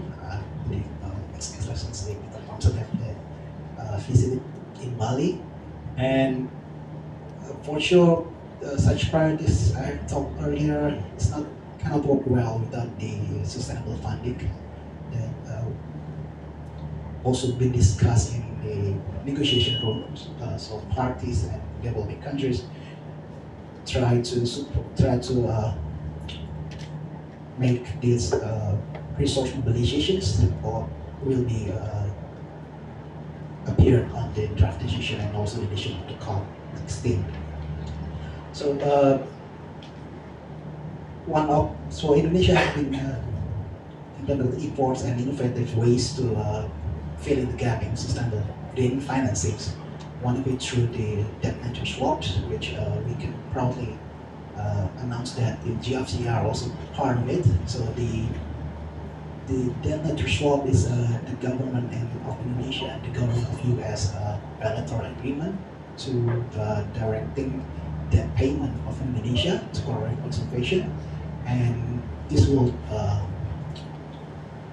allocate $35 million to funding the coral reef conservation, which will be implemented by the local communities in Indonesia into seascapes, the Selatan Sunda and Banda, and also the Birdshead Seascape. And the GFCR is part of the contributing fund to which redirected to the our NGO partners, the Conservation International, and also the ANC and YCAN and KI in Indonesia. I think that's all for me. Thank you, Mr. Jumenta. I have to say, this Debt for Nature swap that you just spoke about was one of my favorite announcements this year. It was the first ever Debt for Nature swap dedicated to coral reefs and had a very specific angle to support, over the coming years, the scale-up of reef-positive livelihoods, businesses, as well as greater support to local conservation actors. So thank you so much for leading the way on that, and we were proud to support at the GFCR. I'm going to move now to one of our implementing partners, Executive Director Maria Jose Gonzalez of the MAR Fund, who is leading implementation and has convened a public-private consortium of partners to scale up reef-positive economic transition in the Mesoamerican reef states. We'd be very interested to hear more about some of the key solutions within your pipeline. Thank you, Nicole. Good afternoon to all. It's great to be here. Well, some of the solutions, let me just move a step back first. And I want to say that in the 2 years that we have been working, we have learned very much. MAR Fund and the amazing set of partners we work with for the MAR Positive Invest initiative in the region about the current state of coral positive businesses. And what we know is that we have very small scale or early stage businesses, which is the majority, but there's actually a range of businesses, from small scale fishers that we are trying to involve in businesses and have access to credit, to larger businesses. And one of them that I would like to mention is the Royal Maya Shrimp Farms. Royal Maya is in Belize, and traditionally shrimp farming has been seen as detrimental, right, to the environment. But Royal Maya has been certified previously and more recently again by the Aquaculture Stewardship Council, and they are implementing a model for their shrimp farm that recirculates water completely, and there are no effluents into the environment. So this is one company that we have been working with, and through our transactional services arm of MAR Positive Invest, we have been able to help them renegotiate a debt and obtain additional funding for a total of $3.9 million. So we are very happy to have supported them, and we hope they will lead the way to other shrimp farmers that are interested in applying this same methodology of shrimp farming in the region. Thank you so much for that. It's super interesting. I have to say, you have another business in your pipeline that's also extremely interesting, Carbon Wave. Can you tell us a bit more about that and how that's linked to reef positive impact? Sure. I'll begin by talking about sargassum. Sargassum is a seaweed that has been coming by, hundreds of thousands of tons, arriving in many islands of the Caribbean, but also on the western coast. And in Mexico, it has been very hard hit. So it is a big issue because sargassum, it covers the reef, it cuts off light when it's passing through, so it harms the reef, but when it hits the beach, it begins to rot. And economically, it has also had a very, very large impact, right? You think of the Caribbean and the Maya coast, and then you come to it, and it's not smelling very well, and it's brown water. It's a big issue. And we are working with Carbon Wave, that has been a leader in upcycling sargassum in the region. And their business is twofold. They have developed a process to collect the seaweed from the beach, as a service to hotels and resorts, etc. And this, the seaweed that they collect that is fresh, they take to their facility to process, and the rest is for now being taken to a place that is set out by the municipality to dispose of it. In their facility, they then process it, and it can be in a liquid base or in a powder. They do a liquid base in Quintana Roo, and they do a biostimulant. With the powder, they can do another series of projects. So we learned of Carbon Wave, again, through our transactional services arm, and we began learning about what they do, because obviously collecting this is very important. You don't want this to stay on the beach, and they are adding value to this product. And we were able, to somehow connect them to the equity fund of GFCR, Pegasus, that has given them a loan of $6 million. So this has helped them increase or upgrade the facility they have in Quintana Roo, which of course has been positive for them, but of course for the region. And I would just like to add that with GFCR funding, we are also going to be taking on some studies, because this influx of large amounts of seaweed is relatively new to the region, right? So there's a lot we don't know. So we're doing studies to determine how best to optimize the use of water, and water that has been used. How do you make sure that is not contaminating further? How best to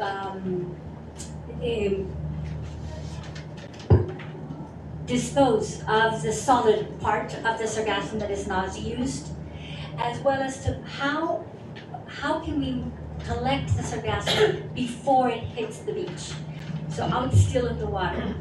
And those are 3 research projects that we're going to carry out with GFCR funding in order to just make more sustainable and better management of sargassum in the region.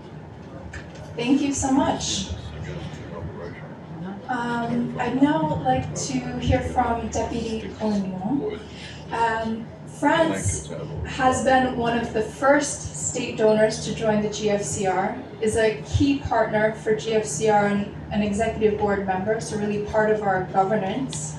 As a leading coalition partner, how do you see your contributions aligning to the Global Biodiversity Framework targets? Thank you very much, and just first also to thank you for inviting me to this event. I feel very proud to be part of it, such a prestigious panel, I have to say. And I think it is great to also, to meet here in this Coral Reef Pavilion. I think it's one of the first time that there is one, and I think it's a great idea, because it allows us also to meet here as a community and on an ecosystem that is so critical for biodiversity and climate. Indeed, we're proud to have been one of the first countries to be involved in the Global Reef Fund for Coral Reef. We entered the discussion quite early, and since 2022, I'm proud to say that we've been able to make 3.8 million contribution to the fund, including 800,000 euros this year. GFCR, in many ways, is a very interesting tool for us, because it is a blended finance tool, and that it helps to leverage the grant funding to attract great, biggest private finance. And I mean, we are all seeing here, but also in any environmental fora, how the finance issue is so big and so important. And that whole discussion between, who should pay, when and how. And I think the coming Montreal biodiversity framework is a fantastic agreement, and with a lot of ambition. And indeed, we need to ensure that we have the means to do so. And we do know that public finance will never be enough, and that you need to be able to leverage that financing.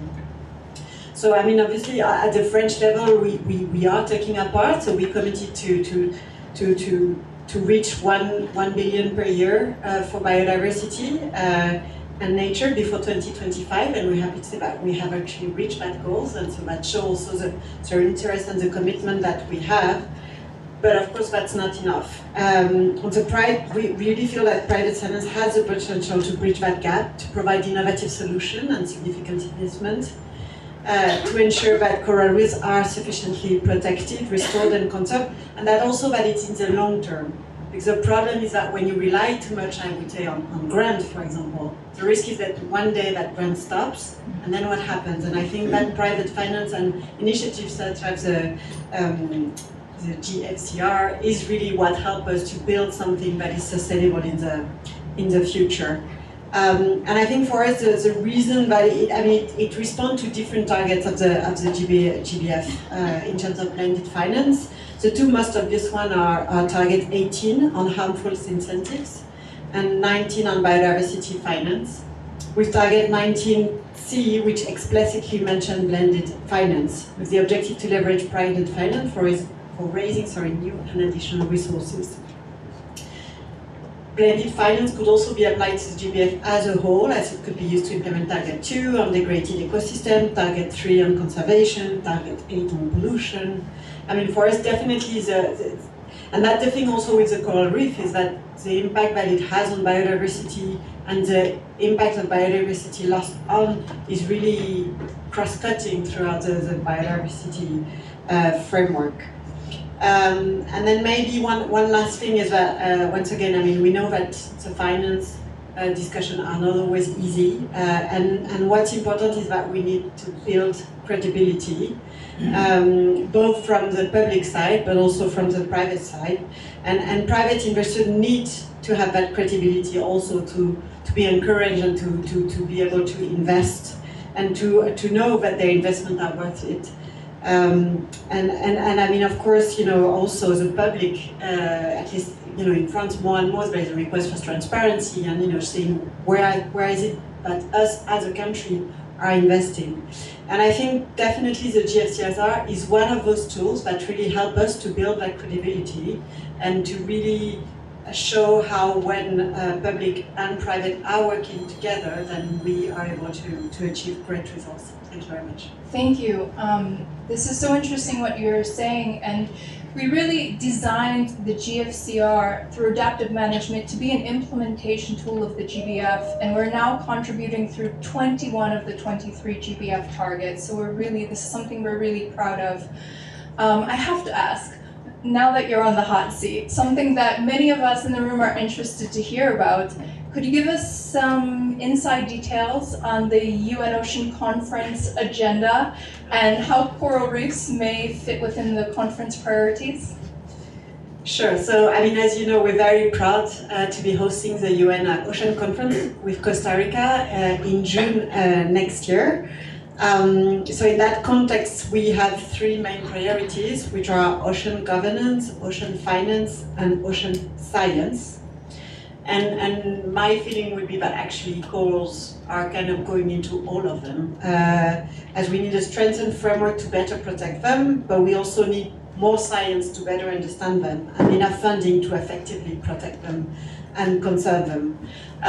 In terms of the idea really of the UN Ocean Conference for us is really to have that big moment, to continue to build on that momentum since 2017 when we had the first UN Ocean Conference, and to continue building on this to really provide that visibility and also that place where everyone working on the oceans are meeting together, because we have a lot of different frameworks who do not always talk to each other. So ocean are, we discussed a bit about ocean in the Rio Convention, a bit at the UN Environment Programme in New York, PBNG, we have FAO, and I think all of these need at some point to get together and to have both discussion. In terms of the deliverables that we expect, so I mean, the main deliverable from the conference will be the NIS Ocean Action Plan, which will comprise obviously the political declaration that will be negotiated in New York. And I would imagine here it's important to have some good language on coral reef, like we did or we're going to have in this decision here. But it's also all the different voluntary commitments that will be made by member states.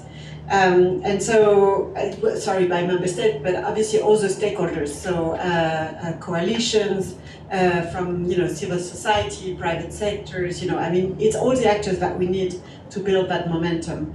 And so I can only strongly encourage you to take strong and ambitious commitments before it could definitely be a moment also for the GFCR. So to be a moment where maybe there is a new pledging, for example, that's for you to consider, obviously, but I think it's definitely a moment where you can bring that feasibility and maybe also to take stock of everything that has been achieved since the creation of the GFCR. Yes, I think I'll just stop here. But I think at this stage we are still also very much listening to all the different proposals. So I can only also encourage you. There's going to be, as you know, different panels. The theme have already been adopted. We're going to have a number of events around the conference, including one on blue economy and finance, one more on science. There is going to be one on the more cities summit on the cities that are facing the elevation of the sea. And I think all those moments are important, and I can only encourage you to really engage and work. And with Costa Rica, we are really here to also listen and see how we can best take advantage of this conference. Thank you very much. Thank you so much. I now turn to UNCDF's Executive Secretary.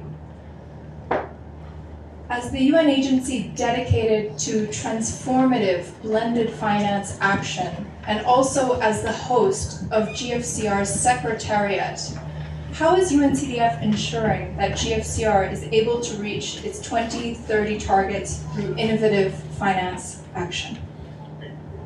Thanks a lot. I'm not quite sure I can add a lot more to what has already been said, but perhaps a few thoughts. But first, a huge thank you to the UK government and also France.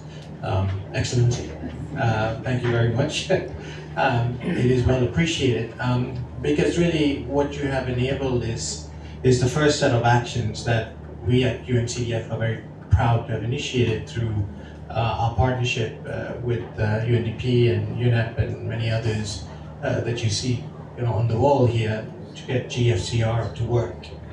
And I think it is a necessary ingredient for addressing what I think is an existential issue. And I hope this becomes center stage next year, because when you have 1 billion people dependent on corals for livelihood, and if those corals are slated to disappear within a very short time, there's only one thing that can happen, and we talked about it yesterday, which is people are going to move. That's 1 billion people on the move in one way or another, whether it is to inland cities, which is going to stress already existing stretched infrastructure, or whether it is to other countries, which is going to create all kinds of issues that we're already facing. So to me, this is not just about nice corals disappearing. This is really ultimately about human life on Earth. And that is something that we simply cannot take lightheartedly. It is something that we absolutely have to get all our might behind. And I'm delighted that UNCDF has been part of this for a very simple reason. All of these initiatives that we talked about, the issue of blended finance that we talked about, there's a detail here that is getting lost in the rhetoric. And the detail that is getting lost in the rhetoric is that many of these investment opportunities, as we sort of speak about, ultimately are unbankable in a market context. Because if it were bankable, you wouldn't need UNCDF in here at all. The market would be taking care of this. If it was worthy of returns, you'll have banks falling over themselves going towards these investments. If there'll be impact investors out there killing themselves to get to these deals. But guess what? They're not. There's a fundamental problem here, and that has to do with the amount of risk involved. And the established institutions simply cannot, in some ways, are not even allowed through the regulatory frameworks that they have to operate within to absorb those kinds of risks. This is the simple reason why UNCDF is involved in it. But if we don't, I don't know who else will or can. Because this is the only UN platform that can deploy the necessary instruments to de-risk in those risky markets. And we are operating off grant funding. This is what makes us a piece of magic in the UN system. Because it's that grant funding used as a guarantee, used as a loan to the private sector, that's able to absorb the kind of risks that we face in these sorts of markets. So our contribution here to the blended finance community is really almost like a off-balance sheet de-risker. And it is those types of investments that we're now seeing in places like Palau, Indonesia, many other places around the world that we have to figure out a way to scale. And scale, I'm afraid, is not going to come by deploying $50 million ticket size transactions in a few countries. It's actually going to come through aggregation of many of these types of initiatives. But each of these initiatives need to be supported in their own right. And that's why I think the partnership that we have with member states, with the UN partners, the international NGOs and many others becomes a crucial ingredient in solving this problem. So please remember, there is a reason why we're in this. It is, in the words of, I think, one of our famous Secretary Generals in the UN, who famously said, the UN wasn't created to take any country to heaven, it was created to prevent countries from going to hell. And I think this is really the bottom line that we are trying to now address. We recognize the seriousness of the issue, and we recognize that public money is not going to make it. We recognize that private sector finance is needed, but we recognize that it's not going to go to where it's needed unless we de-risk. And that de-risking can only happen through an entity that is not afraid to take the risk or is not allowed to take the risk. Thank you. Thank you so much, Executive Secretary. Very powerful words on the need for a transformative collective approach. I will pose one final question for this esteemed group of experts. Given the significant potential of innovative finance to scale up coral reef-based resilience and ecosystem resilience overall, could you kindly provide the room, which is full of state representatives, philanthropic representatives, investors, a call to action or a final recommendation before we close today's panel? Well, look, I think we all know the solutions here. It's not rocket science. We have known this for a while. I think the one thing that's preventing us from coming together is that, and while the shared objective is beginning to manifest over time, I think we are not yet there in terms of joining the dots. And for me, this is not going to work, with just a GFCR solution. GFCR is there at the bottom of the pyramid to try and lift the bottom up, but then we have to make sure that those that are operating at the larger streams of conventional finance are ready to come in and scale these initiatives up. Because if we don't, what we will have will be stranded assets again in a different form. And those will also begin to fall back to where they were. So we really have to make sure that it's not just about the initial stream of investment, but the continued support to these types of initiatives so that they reach a level of maturity such that they can then rest on their own.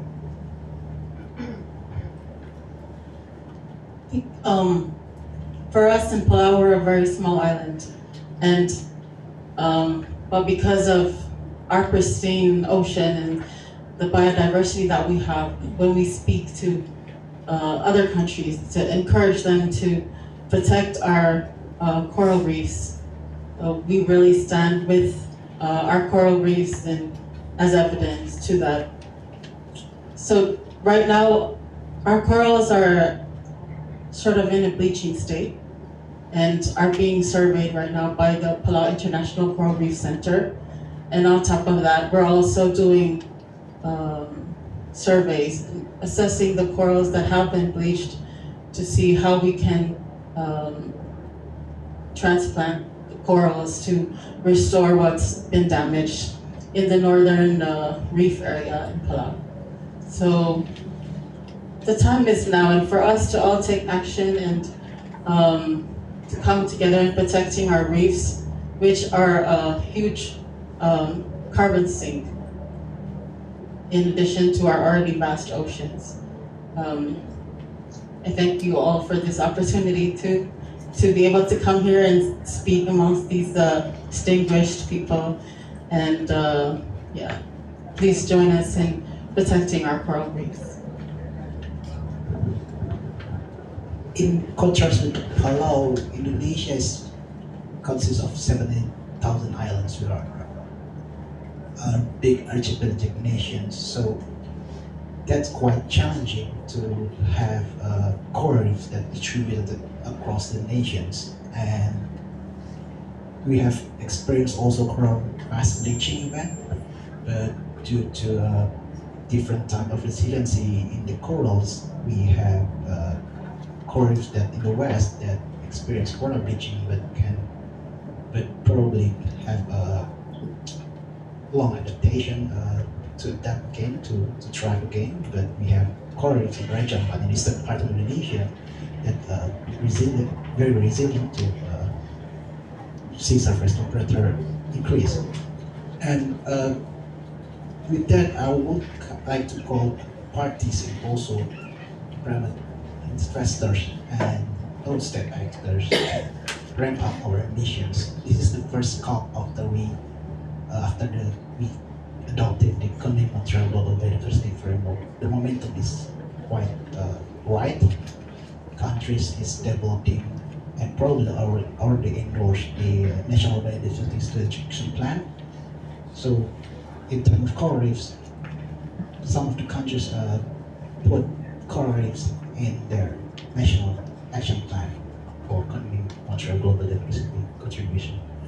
And with that, so probably I could repeat again, this is the right momentum just for increasing our ambition to protect the coral reefs. Thank you. I think on my side, I think in terms of the word and also from what we heard, I think very clearly indeed a momentum and also the urgency to act. And I think that's why we need flexible and innovative tools such as the GFCR. I'm sorry, I hope it's the right. In English, it's always more complicated for me. But I think that's why we need that, because it brings also the local, so it brings the global concern, but also it brings the local, and it brings together, local action, and I think it has a direct impact. But also I think we need that in the long run, and so how do we continue to use this tool and how we can do more, and so we hope and we're looking forward to having you all in Nice in June to continue to discuss this and to continue to promote the Coral Reef Agenda. Thank you. Thank you. We have been, thanks to GFCR, we are now working with a whole range of stakeholders in the Mesoamerican Reef, people that are completely dependent on the health of that reef, like small-scale fishers and women from these coastal communities. We have seen amazing innovators, developing ventures that will have a positive impact on reefs. And it's been just wonderful and eye-opening to be able to come to them and think of possible solutions and support these ventures that will provide resilience to the reef and to the communities. So our call would be like yours, right? Don't drop the ball. Take some risk. Help us move this forward, because I think this has a lot of potential, yes, in the Mesoamerican Reef, but in all coral nations. Thank you so much. Maybe a quick round of applause and appreciation for this esteemed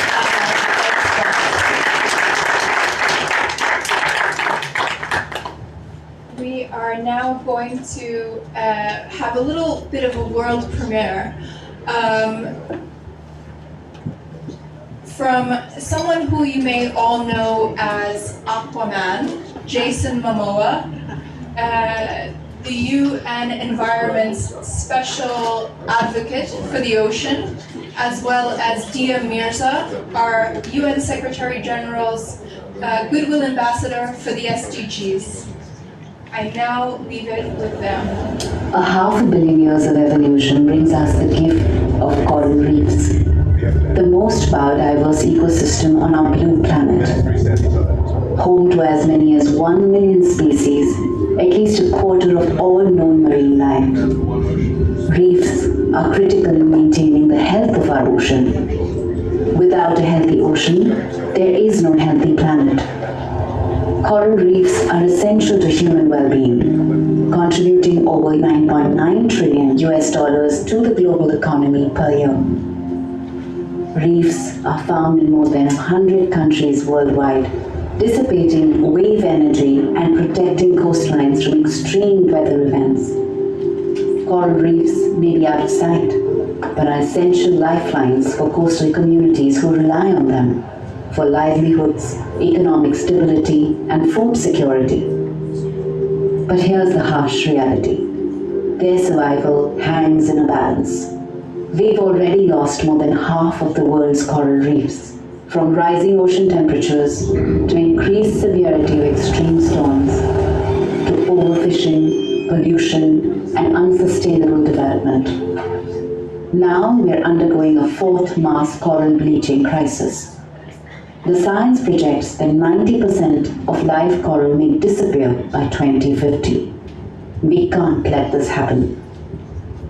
The good news is that we are learning how to best protect coral reefs through targeted investments in climate and nature action that address local threats to Earth's most resilient coral reef ecosystems. The Global Fund for Coral Reefs is focused on just that, investing grant funding, technical assistance, and risk-tolerant investment capital in more than 20 countries, collaborating with public and private sector to accelerate sustainable business and scale investment, supporting ventures in reef-positive fisheries, aquaculture, wastewater management, marine protected areas, ecotourism, and beyond, enhancing the capacity of communities to recover from climate-related natural disasters, building more resilient ecosystems and economies, and sparking renewed hope through closing the SDG 14 funding gap to give coral reefs their best chance of survival. Our generation could be the first to experience the functional extinction of an entire ecosystem in our lifetime. The Global Fund for Coral Reefs gives us the opportunity to be the first generation to save one. The Global Fund for Coral Reefs is calling upon countries, private investors, financial institutions, and philanthropies to join its coalition to support the everyday heroes who are working tirelessly to protect more than 3 million hectares of reefs, representing more than 10% of Earth's remaining reefs. To reach this goal, the coalition is seeking to capitalize GFCR's grant and investment vehicles to grow and scale work being undertaken by new ventures, where tangible and real results are being delivered. The coalition aims to leverage billions of dollars through blended finance that will benefit marine ecosystems, coastal communities, and their economies. Now is the opportunity to rise to the challenge, to take bold action to be the first generation to save an entire ecosystem and secure the health of our ocean. Our existence depends on it. Join the Global Fund for Coral Reefs Coalition today.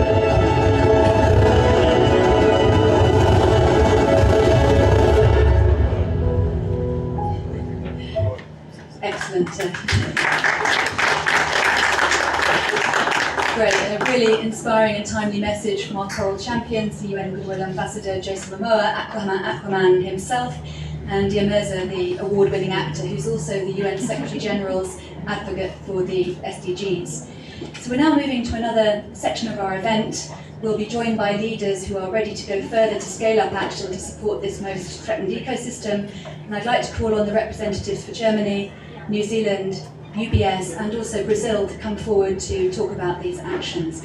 I'd also like to just acknowledge some of the colleagues in the room from Pegasus Capital Advisors who manage our investment fund. I just seen you there, Jeffrey, so great for you to be visible, recognising that you've been instrumental in the Carbon Wave transaction.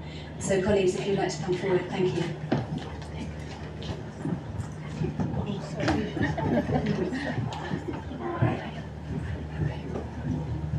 Excellent. So first to speak, I'd like to go to His Excellency Mr. Jochen Flasbach, State Secretary for the Federal Ministry for Economic Cooperation and Development in Germany, for this next segment where we'll be discussing commitments. Thank you very much. Thanks a lot. Pleasure to be here. I'm from the Ministry for Economic Cooperation and Development in Germany, and I did my whole lifetime prior to that biodiversity, environment, climate, and that's especially why I'm here. So happy to be with you at this event. Germany is engaged and supportive to the fund since the beginning. With the first pledge, I think some seed money at the very beginning with 3 million euros. That had been done by my predecessors, so I am proud of that. And now I'm here to say we are willing to continue our commitments. We want to do more. Looking at the numbers, honestly, I've already announced a higher number somewhere in other audiences. It's 1 million euros we are providing for 2024 to 2026. And first, when I saw the briefing papers, I said, well, is that something I can sit in the front of an audience and explain what we are doing?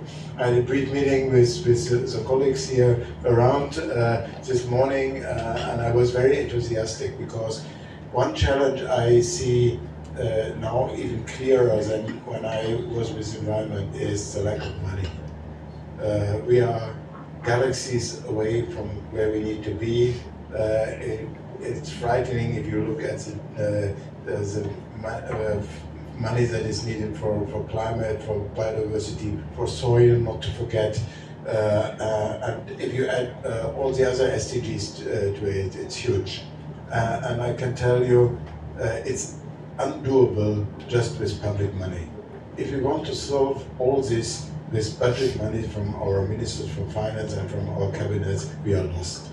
And therefore, I'm constantly working since quite a while to leveraging our public budget money and making more out of it. And this is fantastic. What you explained here this morning to me and here in this meeting. I'm really enthusiastic how you manage to get the private sector in to do the de-risking part, even in an easier way, if I may say so. I hope the World Bank guys are not angry with me. Even easier than those who are restricted by the internal AAA rating restrictions they have, and we all love them because they have the AAA rating. We don't want them to lose it, but therefore we need different vehicles who can step in and to bridge the gap in transformative economies. And coral reefs, and then I'm done with that. It's already many sentences for 1 million euros. But coral reefs are such a charismatic ecosystem. You can explain so much that has to be conserved, but also that is needed for a resilient future of our societies with regard to climate adaptation, securing regional and local income, being more independent from global economies. All this is like in a nutshell established with proper coral reef protection, but not only protection, also use in a sustainable way. So happy to be here and happy to make this announcement. Thank you so much, Excellency. We'd now like to go back to the video to welcome Mr. Tom Hall, Global Head of Social Impact and Philanthropy at UBS Optimus Foundation. He's going to be joining us via video message.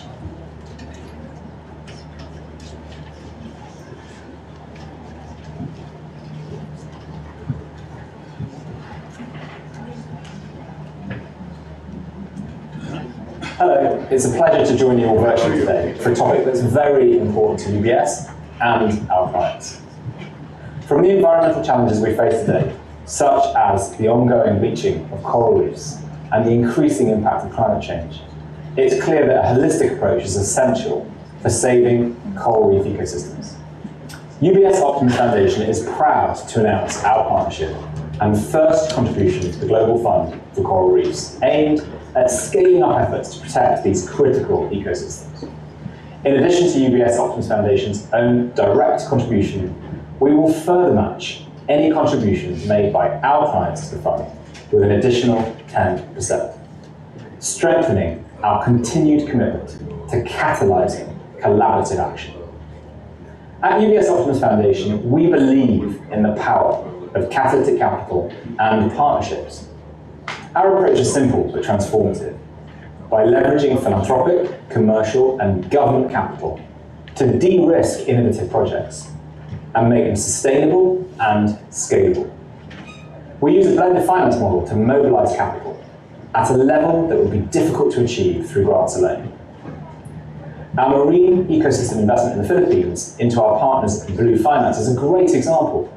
There, through combined grant funding and impact loans, we help support a marine protected area finance vehicle alongside the Global Fund for Coral Reefs funding. This project shows the potential for blending capital to not only generate environmental impact, but also support the long-term livelihoods of coastal communities. But what's most promising is the opportunity this represents for the future. We hope this commitment will serve as a blueprint for more partnerships like these. The work the Global Fund for Coral Reefs is doing across more than 20 coral reef states is critical to transitioning marine economies towards ones that safeguard these precious ecosystems for us all.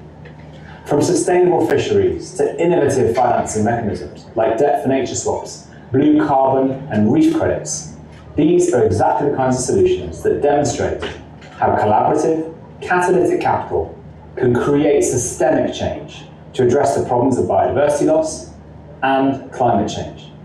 But without broader partnerships and the involvement of private capital, the global biodiversity framework is a breach.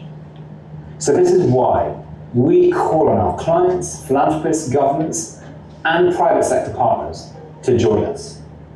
Together, through the Global Fund for Coral Reefs, we can amplify our impact, setting a precedent for future collaborations and driving investment towards a sustainable future. Thank you. Great. From a distance, we thank UBS for their commitment to the Global Fund for Coral Reefs and for Coral Reef Action. And beyond their grant commitment, we do welcome this very innovative offer to match contributions from their clients, which really has potential to catalyse significant additional funds from corporates, philanthropies and private investors. And I should also just recognise that UBS at the programme level has also been an investor in the Philippines into an MPA finance vehicle established with the support of GFCR to sustainably finance a large network of almost 100 marine protected areas through the work of Blue Alliance. I'd now like to turn to Ms. Gillian Dempster, Head of Delegation and Principal Advisor for Engagement and Negotiations from the Climate, Antarctica and Environment Division of the Ministry of Foreign Affairs and Trade for New Zealand, and we're really delighted to welcome you to take the floor. You've long been a champion of ocean health and resilience, and we look forward to hearing you speak about New Zealand's important role in driving forward resilient action for reefs. Over to you. Thank you very much. Thank you very much for the opportunity to be part of this very unique event and to deliver these remarks on behalf of the New Zealand Government. Thank you very much to the organisers, the facilitators and the other speakers today, and all the guests online and in the room. We all know that the statistics on coral reefs supporting 25% of marine life, despite only covering 1% of the seafloor, supporting over 1 billion people worldwide and generating billions of dollars in local economies. The tropical Pacific Ocean includes about 1/4 of the world's coral reefs, including parts of the renowned Coral Reef Triangle, which comprises the highest coral diversity in the world. We know the essential services that coral reefs provide for coastal protection, sustenance, recreation and commercial benefit. Local and indigenous communities that have survived for generations, sustained and protected by reefs, stand to lose something more intangible than just those statistics. It's part of an unraveling of their identities and well-being that is impossible to quantify or describe.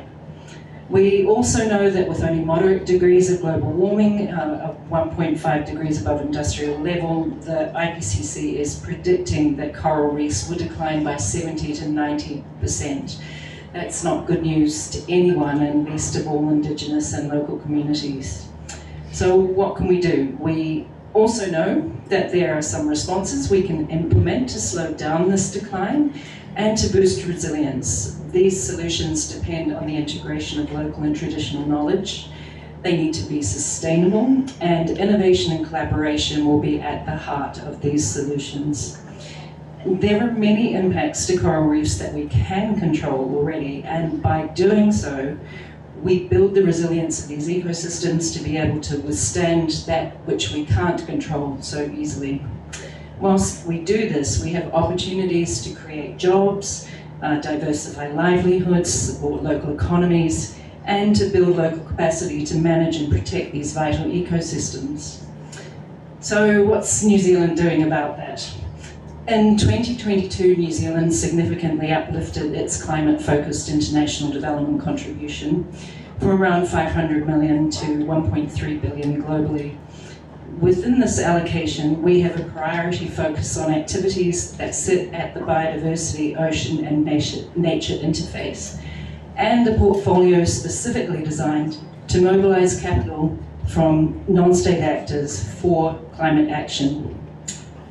This is in recognition of the fact that financial resources provided from public sources, such as banks and private companies, are critical to addressing the financing gap for investments in climate action across a range of sectors, including oceans and biodiversity management. Governments can help to foster an enabling environment for investment and market making in climate action. This blended finance approach should kickstart the local ecosystem and enable attractive long-term financing dynamics. This is not without many challenges, and it is funds such as the Global Fund for Coral Reefs that are putting in the hard yards at this stage to work through those challenges and to find solutions that will work for a range of development partners, including coral reef dependent communities and local businesses.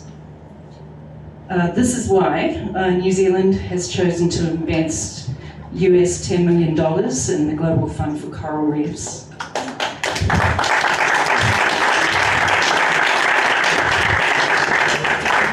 The success of the fund to date, including through scaling its program to 23 coral nations, improving management of over 1.5 million hectares of coral reef area, and providing 2.5 million hectares of marine protected areas with sustainable financing mechanisms, has given us full confidence that this is the right vehicle for us to invest in. We are really excited to join this coalition, and we encourage others to join us on this journey and to support global efforts to build resilience of our precious coral reef ecosystems. New Zealand would like to thank the Global Fund for Coral Reefs and all its partners for their work to date to deliver these really impressive results, and we look forward to being part of the team in the future. Thank you. Thank you so much, Gillian, and welcome to the family. Delighted to welcome New Zealand to the coalition, and $10 million is really a remarkable commitment, especially as we're calling now for the full capitalisation of the Global Fund for Coral Reefs as we go towards the UN Ocean Conference. So we really hope that others will come in and join you. So thank you very much. Bravo. So thank you very much to all our distinguished speakers for their inspiring remarks and comments just now. I'd also like to take this opportunity to thank very much the International Coral Reef Initiative, who've hosted us today, and also for their incredible partnership for the Global Fund for Coral Reefs. It's truly appreciated. It's a wonderful collaboration. And now we're going into the very last remarks. I'd like to introduce His Excellency Ambassador Peter Thompson, the UN Secretary General Special Envoy for the Ocean, to share a few words and reflections and open our networking reception, which will begin in a few minutes. Yes, the reception is where we'll invite you to learn more about some of the solutions and the programs that the GFCR is working on. Excellency. Thank you. Yeah, well, I guess I'd stand between you and a drink. Are you offering drinks, Ikri? Have you got alcohol? No, we do, but it's not us, no. Oh, yeah. So, yeah, good session this. There's a lot of coral work being done, Minister, over the next couple of days. So this is really just one of many meetings that are happening. Why? And we talk biodiversity, we're talking coral. Talking about biodiversity, the reason I'm scratching my head is I was doing a TV interview out there just before we started the meeting, and there were insects going up my nose, in my ears. I got bites on my ears when the TV was running, and I thought too much bloody biodiversity out here. But then I thought to myself, well, actually, I'm in their territory, right? I went out on a nice friend, Penny Trees, it was a nice picture, and I was in their territory. So I was basically paying with my blood for the privilege of being there, which makes me think pretty about the fact that we have to make people pay for the privilege of using the high seas, the shipping companies, the internet cable companies, and so on. And I point out Pradeep because it is UNCDF that we're working with in developing such a fund. You know, we talk about 30 by 30, we need it to basically save ourselves, protect 30% of the planet.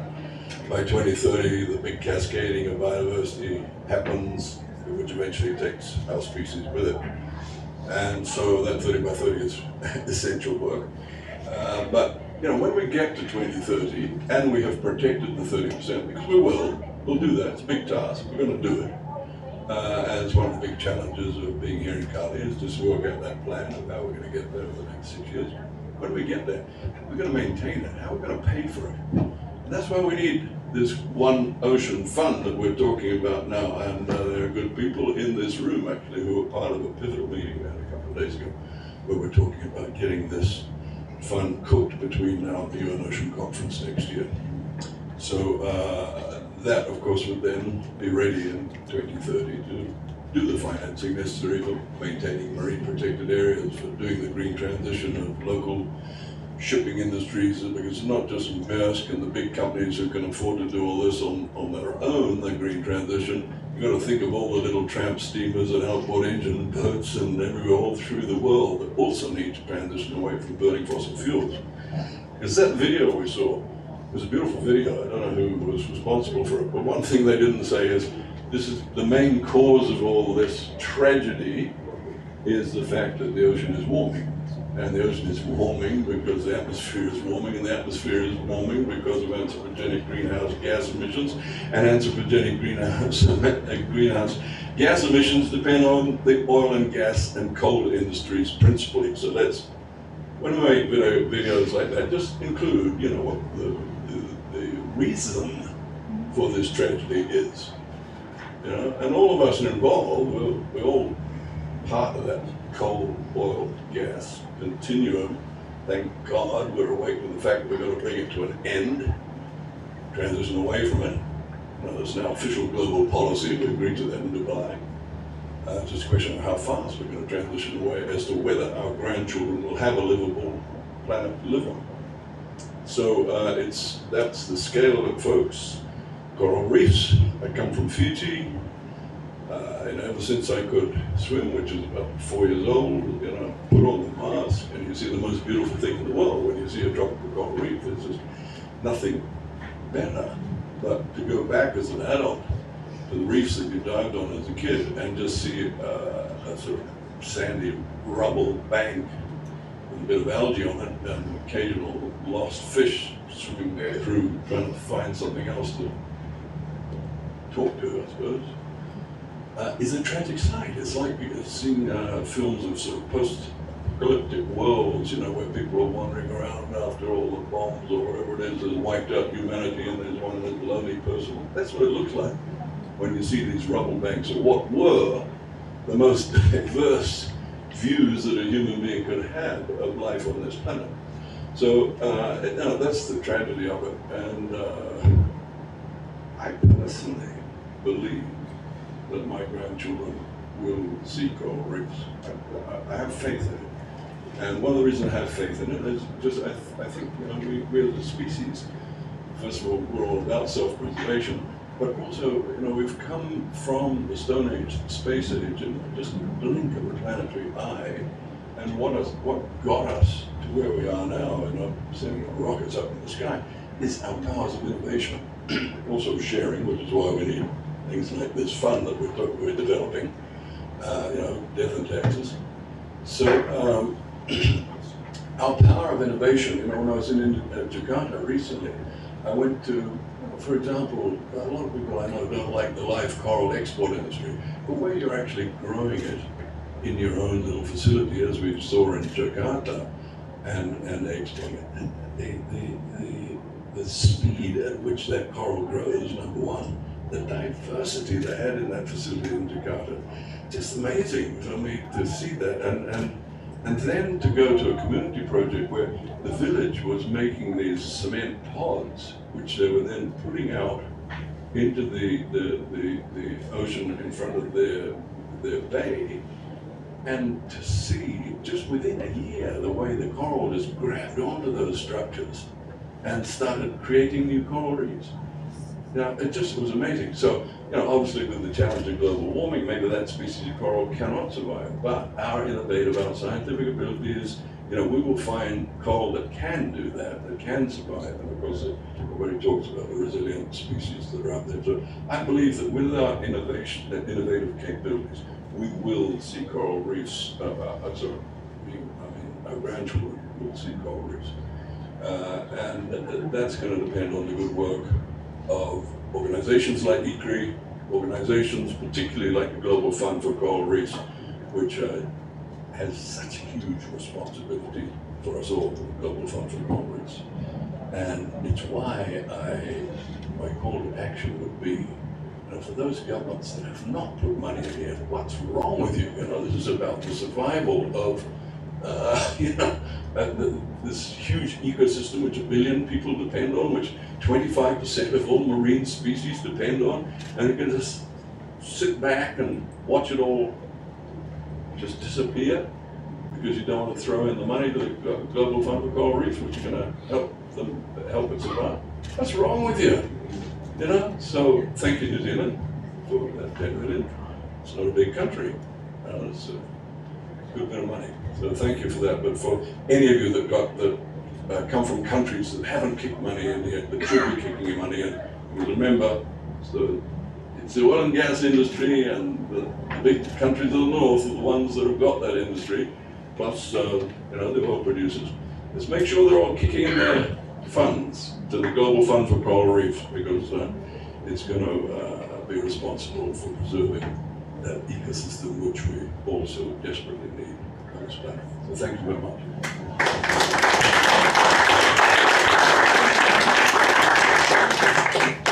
Thank you very much, Excellency. So with your words reverberating, we'd like to invite you now to join a networking session to really take the opportunity to explore the wealth of knowledge in this room. There are solutions here from SECAT, we have MARFund, we have TNC, different convening agents who are actually working with the Global Fund for Coral Reefs to drive positive action on the ground. We're about to bring some catering in, put the cocktail tables out, and we'd really like you to stay and talk to each other. This community of practice for the Global Fund for Coral Reefs, the ability to share knowledge, to share what's working, what's not working, is particularly important as we try to scale up. GFCR is a demonstration fund, so it's about learning from those demonstrations and taking forward the successes. So we really invite you very warmly to stay. We have the room until 5:30, and we know you have busy schedules, but we hope you will stay. And thank you very much for attending the session today. Thank you.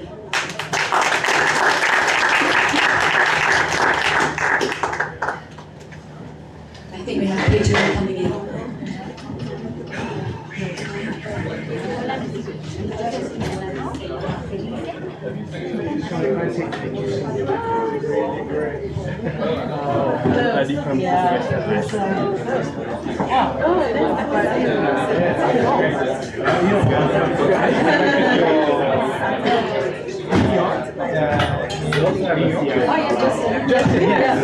Justin's wife.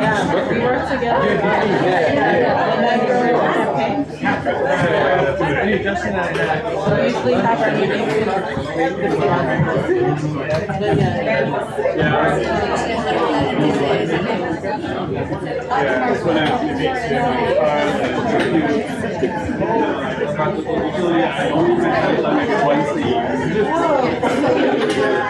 Like